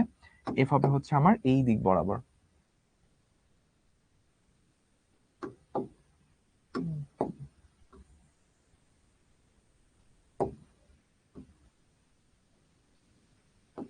এইদিকে আমার ওজন, এই দিক বরাবর আমি এফ বল প্রয়োগ করতেছি। দেখেন এখন আমি ধাক্কাটা দিচ্ছি কি এই বরাবর, আমি এই বরাবর হচ্ছে ধাক্কাটা অ্যাপ্লাই করতেছি। এখন তাহলে ধাক্কাটা যদি এই বরাবর হয়, এটা আমার এফ বল, এই এফ বলটাকে আমি হচ্ছে এবার ভাঙবো। কিভাবে ভাঙবো খেয়াল করেন। এই দিক বরাবর একটা উপাংশ নিচ্ছি, আর অপর উপাংশটা হচ্ছে নিচের দিকে নিব। তাহলে আমরা যদি খেয়াল করি কোন কালার নেওয়া যায়, আমরা হচ্ছে এই কালারটা নিলাম, ঠিক আছে। এখন দেখেন এফ বলের এই দিক বরাবর একটা উপাংশ পাবো, সেই উপাংশটা আমরা আঁকলাম।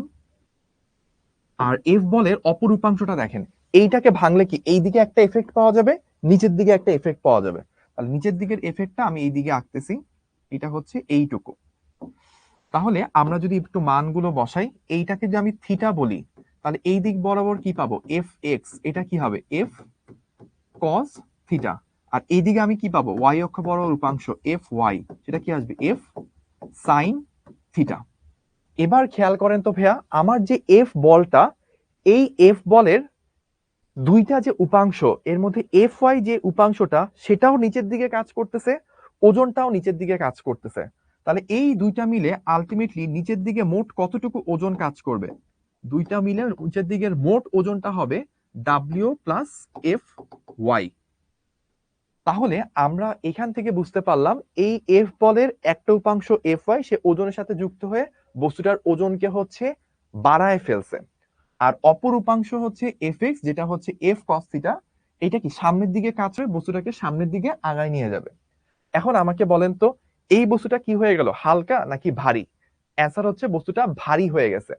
বস্তু যদি ভারী হয় তাহলে তাকে সামনের দিকে নিয়ে যাওয়া কি সহজ হবে নাকি কঠিন হবে? অ্যান্সার হচ্ছে সামনের দিকে নিয়ে যাওয়াটা কঠিন হবে। কেন? একটু আগের কেসে যদি আমরা দেখি, একটু আগে তো হালকা হয়ে গেছিল, হালকা হইলে বস্তুটাকে সামনে নেওয়া হচ্ছে সহজ। আর এখন কি হয়েছে, এখন হচ্ছে ভারী হয়ে গেছে, ভারী হইলে বস্তুকে সামনে নেওয়া কি কঠিন। তার মানে হচ্ছে ঠেলা হচ্ছে কঠিন। সো আপনাদেরকে প্রায়ই হচ্ছে পরীক্ষায় এই জিনিসটা ফেস করতে হবে। এই কোশ্চেনটা আপনাকে বলবে যে লন রোলার ঠেলা অপেক্ষা টানা সহজ, বা টানা অপেক্ষা ঠেলা কঠিন। সো এইটাই হচ্ছে আমরা এক্সপ্লেইন করলাম যে কেন ঠেলার তুলনায় টানাটা সহজ, অথবা টানার তুলনায় ঠেলাটা কেন কঠিন। ঠিক আছে।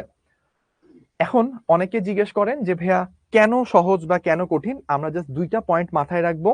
যখন আমরা টানতেছি, টানার সময় হচ্ছে ওজনটা কমে যায়, ওজন কমে গেলে কি হালকা হয়ে যায়, হালকা বস্তুকে সামনে নেওয়া কি সহজ, কারণ দুই ক্ষেত্রেই তো এফ কস থিটা বল সামনে নিচ্ছে। হালকা বস্তুর উপর ধরেন আপনার সামনে একটা 10 কেজি ভরের বস্তু আছে, আপনি ওইটাকে সামনের দিকে ঠেলার জন্য 50 নিউটন বল দিলেন, তাহলে ওইটা যত সহজে আগাবে। আপনি যদি সেই 50 নিউটনই বল প্রয়োগ করেন, কিন্তু সামনে 10 কেজি ভরের বস্তু না থেকে 20 কেজি ভরের বস্তু থাকে, তাহলে কি সে আগের মতো স্পিডে যাবে? অ্যান্সার হচ্ছে না, সে একটু কম যাবে। সো এখন দুইটা কেজে আমার সমান পরিমাণ বল সামনের দিকে কাজ করছে, এফ কস থিটা। এখানে হালকা বস্তু, তাহলে সে দ্রুত আগাবে, দ্রুত সামনে যাবে। আর যেহেতু এটা হচ্ছে ভারী বস্তু, তাহলে সে হচ্ছে কি হবে, আস্তে আস্তে সামনে যাবে, বা এটাকে সামনে নেওয়া কঠিন হবে। এই কারণেই বলা হয় ঠেলা অপেক্ষা টানা সহজ। তাহলে আমরা টানা সহজ নাকি ঠেলা সহজ? অ্যান্সার হচ্ছে টানা সহজ। সো আপনারা অবশ্যই ক্লাস নোট তৈরি করবেন এবং ক্লাসের স্ক্রিনশট নিয়ে আপনারা হচ্ছে সামনে দিবেন। এখন আমরা একটা নামাজের ব্রেকে যাব। সো আমাদের ঘড়িতে টাইম বাজতেছে 6টা 44। সো আমরা 6টা 44 থেকে 7টা এইটুকু পর্যন্ত, এর মধ্যে হচ্ছে আমরা নামাজটা পড়ে নেব। ঠিক আছে, তাহলে সবাই দ্রুত আমরা নামাজটা পড়ে নিই।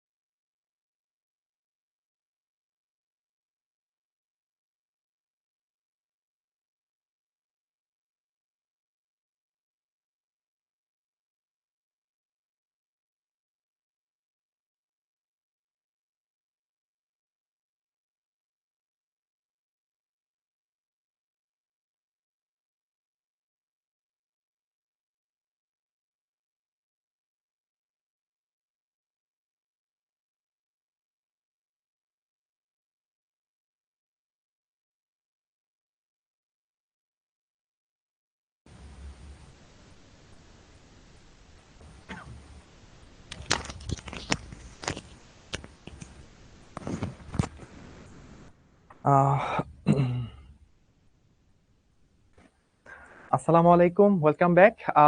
কেমন আছেন? আমাকে কি ভাইয়া সবাই দেখতে পাচ্ছেন কিনা, সাউন্ড ঠিকভাবে শুনতে পাচ্ছেন কিনা একটু কমেন্ট করে জানাবেন।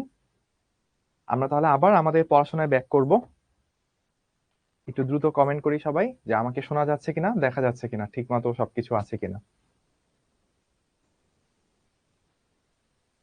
অল ক্লিয়ার, সব ঠিক আছে। জি স্যার, ধন্যবাদ।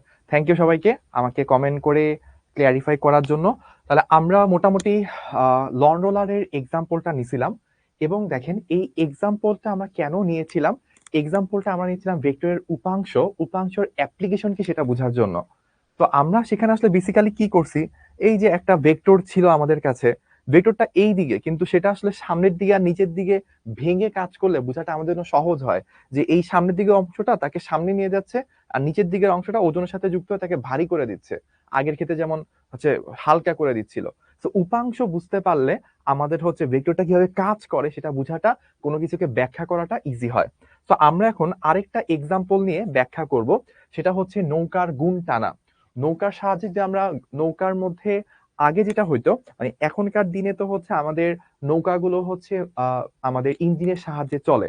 তাই ইঞ্জিন দিয়ে আমি নৌকাকে ড্রাইভ করে আমি কন্ট্রোল করতে পারবো। আমি সামনের দিকে যাওয়া দরকার, ডানে যাওয়া দরকার, বামে যাওয়া দরকার, আমি এটা কন্ট্রোল করতে পারি।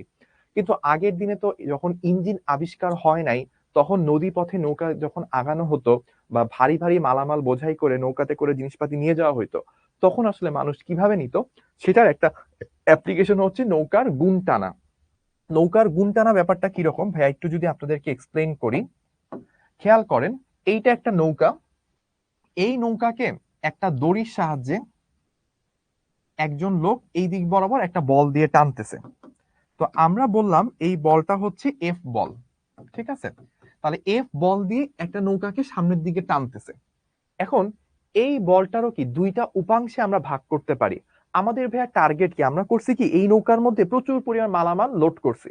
মালামাল লোড করে এটাকে আস্তে আস্তে আমরা সামনের দিকে নিয়ে যাব, এই নদীর সামনের দিকে এটাকে নিয়ে যাওয়া, এটা হচ্ছে আমাদের টার্গেট। এখন আমি যদি এই দিক বরাবর বল দিই, তাহলে তো নৌকাটা একটু পথ তো এখানে চলে আসবে। নৌকাটা যদি পারে চলে আসে, তাহলে তো আমার টার্গেট ফিল আপ হইলো না। আমার দরকার কি নৌকাটাকে সোজা মাঝখান দিয়ে সামনের দিকে নিয়ে যাওয়া। এখন দেখেন ভাইয়া, আমার যেদিকে টার্গেট সেদিকে আমি হচ্ছে নৌকার এইটাকে ভেঙে ফেলবো, নৌকার এই বলটাকে। আমি যেটা করতে পারি, এই বলটাকে দুই ভাগে ভাঙবো, এই দিকে একটা আর হচ্ছে এই দিকে আরেকটা উপাংশ আমি পাবো, তাই না? এখন এই যে নৌকার এই বলটাকে আমি হচ্ছে দুইটা ভাগে ভেঙে ফেললাম। এবার হচ্ছে আমি তাহলে এটাকে এক্সপ্লেন করা আমার জন্য সহজ হবে। ধরলাম আমি এই বলটুকু হচ্ছে এফ এক্স, আর এই বলটুকু হচ্ছে আমার এফ ওয়াই, এটা আমি ধরেন বললাম। এখন দেখেন, এফ এক্সটা তো আমার প্রয়োজনীয়, তাই না? এফ এক্স দিয়ে আমি কি করতে পারি, সামনের দিকে আগায় যেতে পারি, বা এই এফ এক্স বলটাকে আমার নৌকাটাকে সামনের দিকে আগায় নিয়ে যাবে, সেটাই তো আমার দরকার। কিন্তু এফ ওয়াই তো আমার দরকার না। এফ ওয়াই এর কারণে কি হচ্ছে, নৌকাটা পাড়ের দিকে চলে যাচ্ছে, পাড়ের দিকে চলে গেলে তো আমার ক্ষতি। তাহলে আমাকে যেটা করতে হবে, উল্টো দিকে একটা বল প্রয়োগ করে এই এফ ওয়াইটাকে থামাই দিতে হবে, বা এফ ওয়াইটাকে জিরো বানাই দিতে হবে। এই কারণে করা হয় কি, উল্টো দিকে একটা বল প্রয়োগ করা হয়। ধরেন উল্টো দিকের বলটাকে ভাইয়া লাল কালার দিয়ে রিপ্রেজেন্ট করতেছি। তো এখন বলবেন ভাইয়া উল্টা দিকে বলটা এটা কোত্থেকে দেয়? আমার তো মনে হয় একটু বাঁকা হয়ে গেছে, আমি একটু সোজা করে দিই, তাই না? আচ্ছা, তো উল্টো দিকে বলটা ভাইয়া কোত্থেকে দেয় বা কে দেয়? সেটা হচ্ছে, দেখবেন নৌকার এইদিকে একটা দাঁড় থাকে না, ওই যে নৌকার মাঝিরা একটা কাঠের তৈরি একটা দাঁড়ের মতো থাকে, ওইটা দিয়ে হচ্ছে নৌকা এরকম বায়। তো যখন আমার হচ্ছে এই বলটাকে যখন আমার জিরো বানাইতে হবে, তাহলে কি উল্টো দিকে একটা বল প্রয়োগ করা লাগবে। এই উল্টো দিকে বলটা হচ্ছে এই নৌকার মাঝিরা, তারা হচ্ছে দাঁড় বেয়ে তারা হচ্ছে এই উল্টো দিকে একটা বল তৈরি করে। এই বলটার মান হচ্ছে এক্স্যাক্টলি এফ ওয়াই এর সমান করে। তখন হয় কি, উপরের দিকে ধরেন 10 নিউটন, নিচের দিকে 10 নিউটন, এই দুইটা কাটাকাটি চলে যায়। বাদ বাকি যে এই এফএক্স বলটা, এই এফএক্স বলটাই হচ্ছে নৌকাটাকে তখন সামনের দিকে নিয়ে যায়। তো এটা একটা সুন্দর নাম আছে, একজন কমেন্ট করছে হচ্ছে মোহাম্মদ তানভীর হাসান, এটাকে হচ্ছে বলে বৈঠা। তো এই জিনিসটার নাম হচ্ছে বৈঠা। বৈঠার সাহায্যে আমরা করতে পারি কি, এফ ওয়াই বলটাকে আমরা জিরো বানাই দিতে পারি উল্টা দিকে বল তৈরি করার মাধ্যমে। ফলে এই এফএক্স বলটাই আমার হচ্ছে এফেক্টিভ বল, যেটা আমাকে সামনের দিকে নিয়ে যায়। এখন খেয়াল করে দেখেন, এই অ্যাঙ্গেলটা যদি থিটা হয়, তাহলে এফ এক্স এর মান কি হবে, এফ কস থিটা। আমাকে ভাইয়া বলেন তো, থিটার মানটা ছোট হইলে ভালো নাকি বড় হইলে ভালো? আমি আপনাদের থেকে একটু কমেন্ট জানতে চাচ্ছি, থিটার মানটা ছোট হইলে ভালো হবে নাকি বড় হইলে ভালো হবে?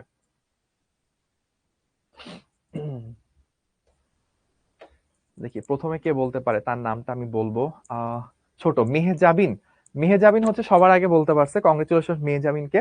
কারণ দেখেন, থিটা যদি ছোট হয়, আমাদের এফএক্স বলটার মান কত পাইছি? এফএক্স হচ্ছে এফ কস থিটা।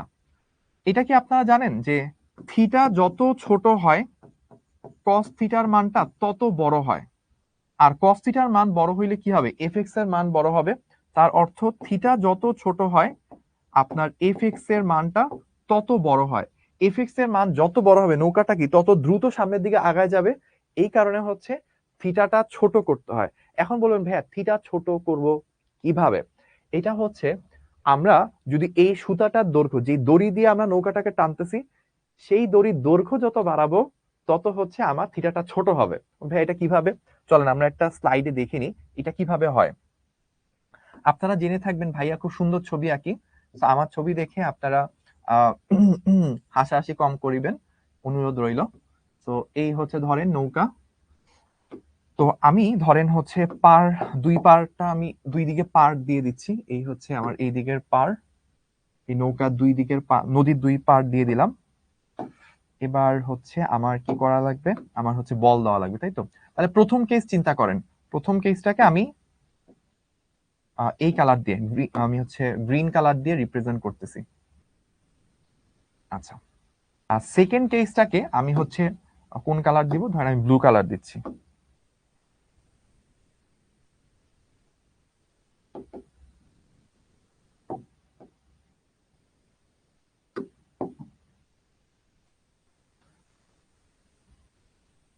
ওকে, তাহলে দেখেন এই প্রথম ক্ষেত্রে আমার ধরেন সুতার দৈর্ঘ্য যা, এটা হচ্ছে L1, আর দ্বিতীয় ক্ষেত্রে সুতার দৈর্ঘ্য হচ্ছে L2।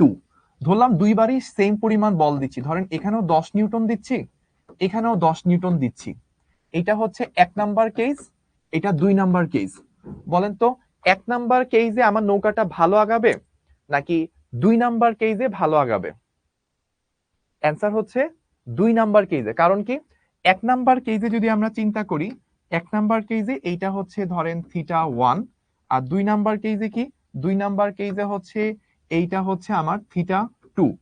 তাহলে যেহেতু আমার থিটা 2 হচ্ছে লেস দেন থিটা 1, তাহলে আমরা বলতে পারি cos theta 2 greater than cos theta 1। আর cos থিটা 1 যদি বড় হয় তাহলে fx 2 গ্রেটার দেন fx 1। যেহেতু দুইটার ক্ষেত্রে হচ্ছে বল সেম, তাহলে যেখানে অ্যাঙ্গেলটা যত ছোট হবে এখানে cos এর ভ্যালুটা তত বড় হবে। cos এর ভ্যালু বড় হইলে সামনের দিকে যে fx টা তত বড় পাবো, ফলে নৌকাটা তত দ্রুত সামনে আগাবে। এই কারণে আমরা এই সুতাটার দৈর্ঘ্য বা দড়িটার দৈর্ঘ্য যত বড় করতে পারবো, সমান পরিমাণ বল প্রয়োগে নৌকাটা তত দ্রুত বা তত ভালোভাবে সামনে আগাবে। ঠিক আছে? আচ্ছা, আরেকটা অ্যাপ্লিকেশন আছে, সেটা হচ্ছে মানুষের হাঁটা। এইটা ভাইয়া সময়ের অভাবে মানে টাইমের স্বল্পতার কারণে আমি হচ্ছে ব্যাখ্যা করতে পারতেছি না। তবে এটা আপনার জন্য একটা হোমওয়ার্ক থাকবে, আপনি এটা চিন্তা করবেন। চিন্তা করো,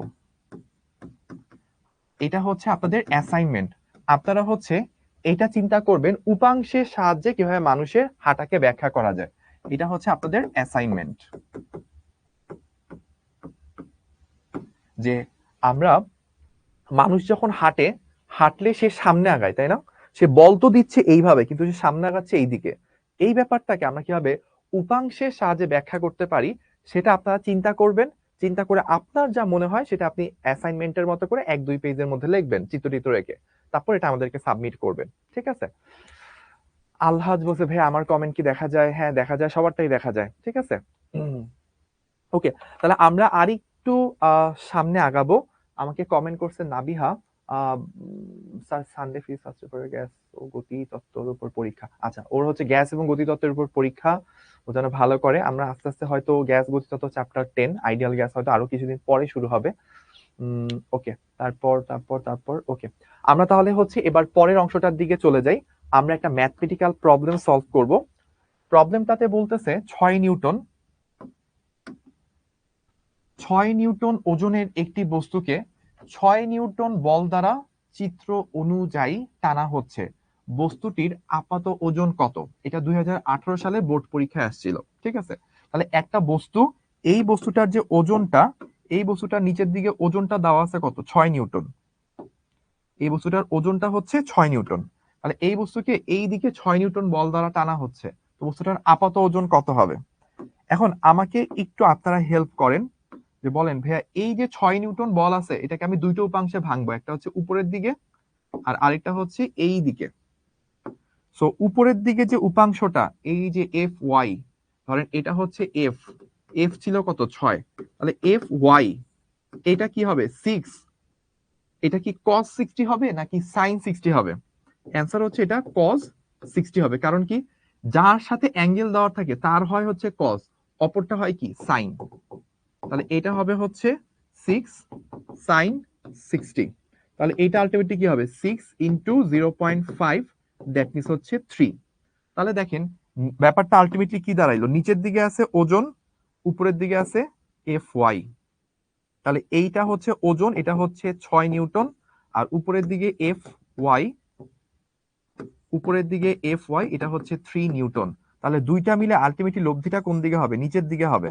এইটাই হচ্ছে আপাত ওজন, সেটা হবে হচ্ছে 6 মাইনাস 3, দ্যাট মিনস 3 নিউটন।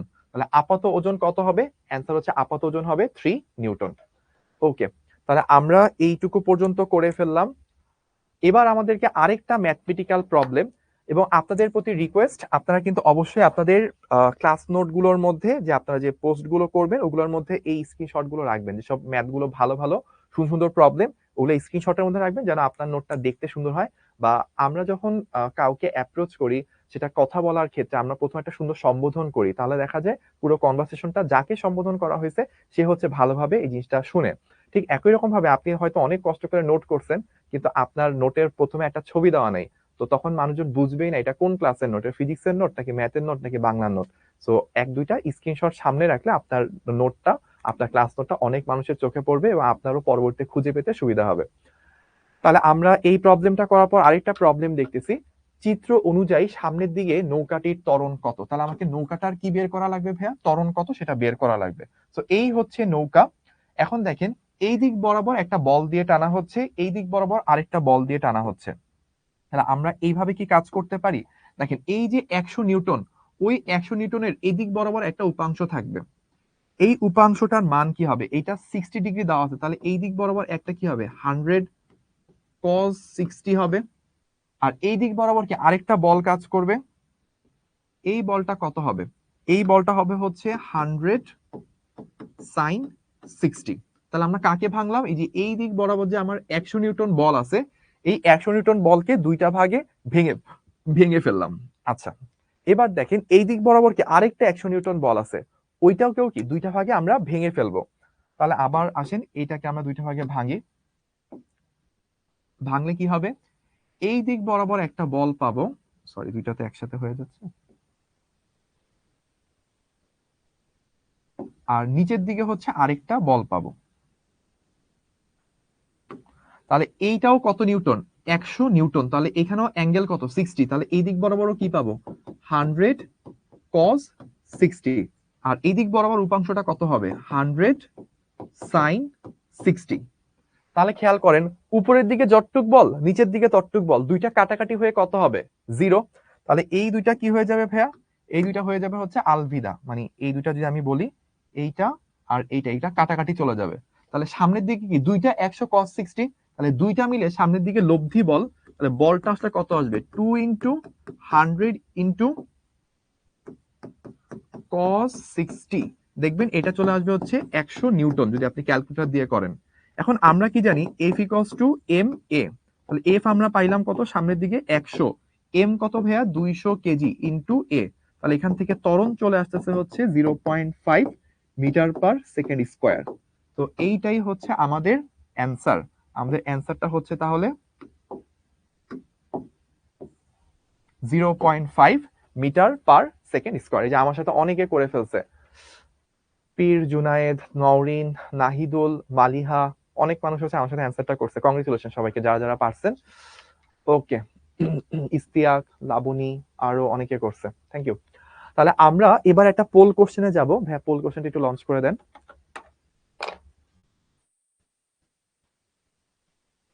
আমাদের বলছে বাতাস উত্তর দিকের সাথে 30 ডিগ্রি কোণে 30 মিটার পার সেকেন্ড বেগে পূর্ব দিকে চলতেছে। তাহলে পূর্ব দিকে বাতাসের বেগের উপাংশ কত? ঠিক আছে, আমরা দ্রুত একটু প্রবলেমটা সলভ করি, দেখি এটা কে কে অ্যান্সার করতে পারে।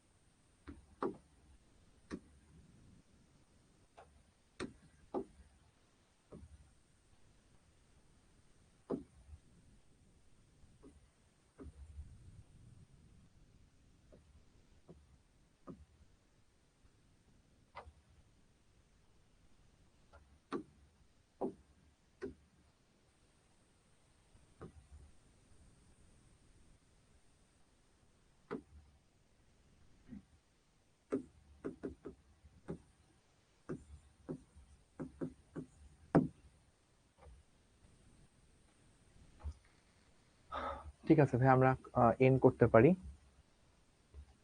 আচ্ছা, তাহলে আমাদের 179 জন হচ্ছে কারেক্ট অ্যান্সার দিছেন, তাদেরকে কংগ্রেচুলেশন। কারেক্ট অ্যান্সারটা হচ্ছে কি এ নাম্বার। আমি একটু লিডার বোর্ডের নামগুলো যদি একটু পড়ি, প্রথমে আছে আব্দুল্লাহ আল রুমান, 2 নম্বরে আছে শাহরিয়ার নাফিস, তারপর আছে সাদিয়া ইসলাম, এনামুল হক, জেবুন নাহার, তারপর আছে হচ্ছে 6 নম্বরে নওরিন হক নোভা, 7 নম্বরে তানভীর খান, 8 নম্বরে সুমাইয়া, 9 নম্বরে মোহাম্মদ অনিক শিকদার, 10 নম্বরে নাইমুল হাসান শুভা। আপনাদেরকে কংগ্রেচুলেশন। তো আমাদের প্রশ্ন ছিল বাতাস হচ্ছে উত্তর দিকের সাথে, ফার্স্টে মাথায় রাখবেন উপরেরটা উত্তর নিচেটা দক্ষিণ, ডানে পূর্ব বামে পশ্চিম। তো উত্তর দিকের সাথে 30 ডিগ্রি কোণে পূর্ব দিকে যাচ্ছিল। কত কোণে? 30 ডিগ্রি কোণে।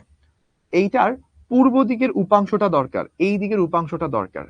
এইটা যদি 30 হয় তাহলে এই অ্যাঙ্গেলটা কত? 60। তাহলে আমার Vx এর মান কি আসবে? Vx হবে হচ্ছে দুই ভাবে বলা যায়, 30 cos 60 এটা বলতে পারি, কারণ এটা 30 হইলে এই অ্যাঙ্গেলটা তাহলে আসলে কত? এই অ্যাঙ্গেলটা তাহলে 60। তাহলে 30 ইন্টু cos 60 কত? 0.5 গুণ করলে কত আসে? 15 মিটার পার সেকেন্ড। এটা অ্যান্সার হওয়া উচিত। তাহলে এইটা কোথায় আছে দেখি, এটা আছে হচ্ছে এ নাম্বারে। তাহলে এ নাম্বার হচ্ছে আমাদের রাইট অ্যান্সার হবে। এই যে দেখেন, এটাই হচ্ছে রাইট অ্যান্সার। যারা অলরেডি পারছেন তাদেরকে কংগ্রেচুলেশন। এবার আসেন আমরা ভেক্টরের লম্ব অভিক্ষেপ নিয়ে কথা বলবো। ভাই আমরা 7:25-এ ক্লাস শেষ করব, আমাকে একটু রিমাইন্ডার দিন। হ্যাঁ 7:30-এ আছে আমার জানা আছে। ভেক্টরের লম্ব অভিক্ষেপ, একটি ভেক্টরের যে কোনো দিকে লম্ব অভিক্ষেপের মান দেওয়া আছে। তো আমরা একটু বলি যে লম্ব অভিক্ষেপ জিনিসটা আসলে আপনাদেরকে কি বোঝায়। ধরেন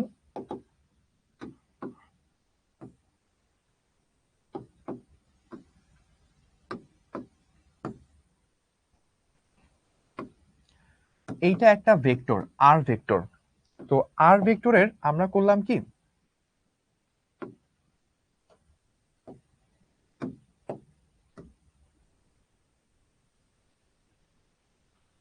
সো আমরা এইটা একটা রেখা নিলাম, ধরলাম এইটা রেখাটা হচ্ছে এবি রেখা। এই এবি রেখা বরাবর আর ভেক্টরের লম্ব অভিক্ষেপ সেটা আসলে কি? সেটা হচ্ছে আমি যদি আর ভেক্টর থেকে এবি রেখা বরাবর একটা লম্ব টানি, লম্ব টানলে এইটুকু একটা ছায়া পাওয়া যাবে বা এইটুকু একটা অংশ পাওয়া যাবে। তাহলে এই যে অংশটুকু পাওয়া গেল, এই অংশটুকুকেই বলা হয় হচ্ছে লম্ব অভিক্ষেপ। তাহলে এইটুকুই হচ্ছে আর ভেক্টরের এই দিক বরাবর, এবি বরাবর লম্ব অভিক্ষেপ। এটা হচ্ছে আর এ বি, এবং এটার মান কত? এটা যদি থিটা হয়ে থাকে এটার মান হচ্ছে আর কস থিটা। এখন আপনি আমাকে বলবেন ভাই এটা তো উপাংশের মধ্যেই শিখছি, একই তো জিনিস, তাহলে পার্থক্য কি?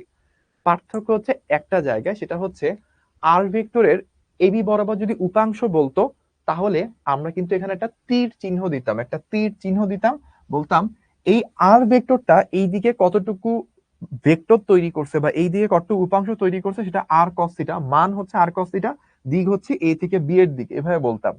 কিন্তু এইটা হচ্ছে শুধুমাত্র মান, লম্ব বিক্ষেপ হচ্ছে শুধুমাত্র মান, এটার কোনো দিক নাই, এটা একটা স্কেলার রাশি। অর্থাৎ এই আর ভেক্টরটা এই দিক বরাবর কতটুকু ছায়া তৈরি করছে বা এই দিক বরাবর সে কতটুকু এফেক্ট তৈরি করছে, শুধুমাত্র মানটাকে বলে লম্ব বিক্ষেপ। আর মানের সাথে যদি দিকটাকে অ্যাড করি তাহলে হয়ে যাবে হচ্ছে উপাংশ। তাহলে আমরা এই মানটা যে কিভাবে আসে এটা তো অলরেডি প্রমাণ করছি। তাহলে লম্ব অভিক্ষেপ হচ্ছে একটা স্কেলার রাশি।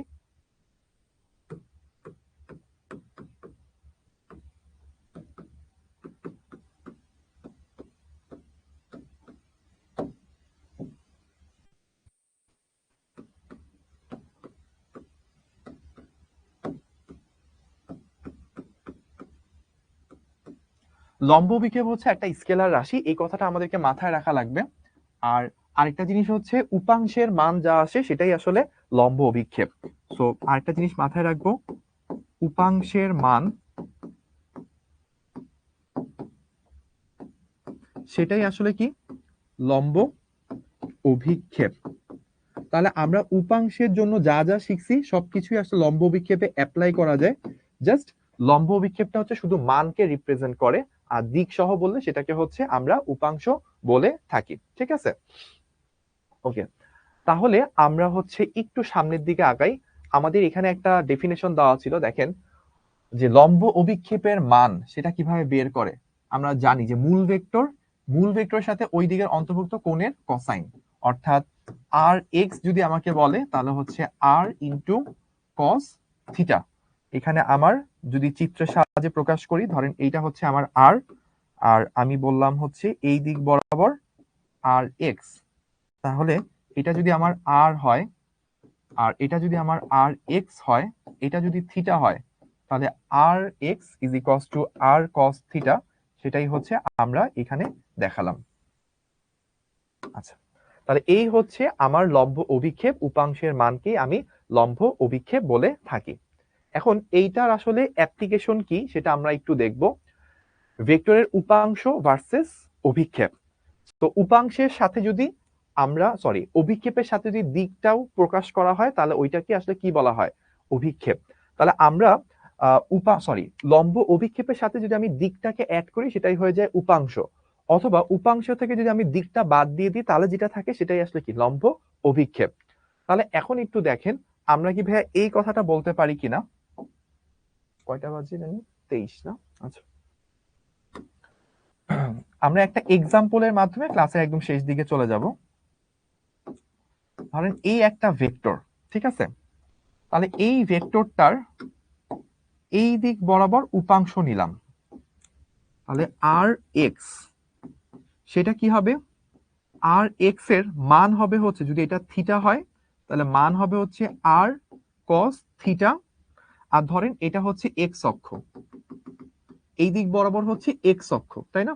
এখন এক্স অক্ষ বরাবর একক ভেক্টর কি আই, এক্স অক্ষ বরাবর একক মানের ভেক্টরটাকে আমরা কি বলি, আই বলি, আই ক্যাপ। তাহলে আর এক্স এর এখানে হচ্ছে মানের সাথে আই দ্বারা যদি গুণ দিই তাহলে এটা কি এই এক্স অক্ষ বরাবর আর ভেক্টরের উপাংশ।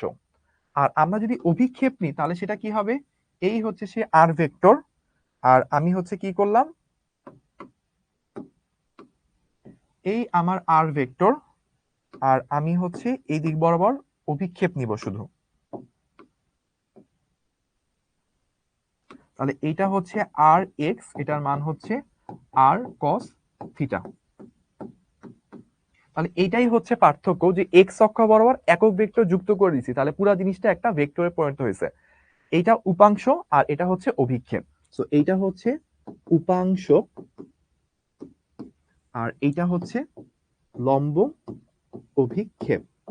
তাহলে এই হচ্ছে আমার দুইটা জিনিসের মধ্যে পার্থক্য, যে লম্ব অভিক্ষেপ একটা স্কেলার রাশি, শুধু মান বোঝায়, আর উপাংশ হচ্ছে দিক সহ একটা জিনিসকে রিপ্রেজেন্ট করে। ঠিক আছে, আচ্ছা, তাহলে আজকে আমাদের এখান পর্যন্তই শেষ করতে হচ্ছে, কিছু স্লাইড ভাইয়া বাকি আছে, বাট এটা আমরা পরের দিন ইনশাআল্লাহ পড়বো। তো আমরা শেষ করার আগে দুইটা কথা বলবো, একটা হচ্ছে স্ট্র্যাটেজি নিয়ে। আমরা অবশ্যই প্রতিটা ক্লাস করার আগে 15 মিনিট আগের ক্লাস লেকচার দেখবো, 15 মিনিট আজকে যা পড়ানো হবে সেই পড়ানোর আগে সেটা একটু দেখে রাখবো যেন ভালো বোঝা যায়। 3 নাম্বার হচ্ছে ক্লাসে নোট করে অবশ্যই প্রতিদিনের মধ্যে আমাদের শিখবো জিগোতে পোস্ট করব। 4 নাম্বার হচ্ছে আমরা ক্লাস নোটটা দিব এবং হচ্ছে ক্লাস নোটটা তৈরি করব, এটা 4-5। এবং হোমওয়ার্কটা আমরা পরের ক্লাস শুরু হওয়ার আগে, পরের ক্লাসটা যেদিনই হয় তার আগে করব এবং করে আমরা গ্রুপে সাবমিট করব। এই হচ্ছে স্ট্র্যাটেজি। ফার্স্ট আমি একটা কথা দিয়ে শেষ করব। The man who moves a mountain begins by carrying away small stones. আজকে আপনার দ্বারায় ফিজিক্সের ছোট একটা লব্ধি, উপাংশ এগুলা বুঝতে অনেক কষ্ট হচ্ছে। আপনি যখন চিন্তা করবেন এত বড় ফিজিক্সের মোটা বই, এত মোটা কেমিস্ট্রির বই, ম্যাথের বই কিভাবে শেষ করব। তো মাথায় রাখবেন যে বড় বড় পাহাড় মুভ করতে হলে এই ছোট ছোট পাথরকে মুভ করার মাধ্যমেই সেটা শুরু হয়। আজকে আপনি যে ভেক্টরের লব্ধি, উপাংশ সেগুলা বোঝা শুরু করছেন, এগুলো দিয়ে ম্যাথ করা শুরু করছেন, এগুলো দিয়ে আস্তে আস্তে প্রত্যেকটা দিন ভালো করে শিখতে পারেন, প্রতিদিনের টাস্ক প্রতিদিন কমপ্লিট করতে পারেন, এমন একটা দিন আসবে যেদিন আপনার কাছে পুরো ফিজিক্স এই মোটা বইটা সহজে পরিণত হবে। এখান থেকে যে কোনো অঙ্ক যে কোনো ভাবে ঘুরে দিলে আপনি পারবেন। তো ছোট থেকে সবসময় শুরু করতে হয়। তো আজকের ক্লাস আর বেশি দীর্ঘায়িত করব না, আজকের ক্লাস এই পর্যন্তই। সবাই ভালো থাকবেন, সুস্থ থাকবেন। ক্লাস নোট সবাই সাবমিট করব। আপনাদের পোস্ট কমেন্ট দিয়ে আমাদের গ্রুপ যেন খুব সুন্দর করে ভেসে ওঠে সেই প্রত্যাশা থাকবে।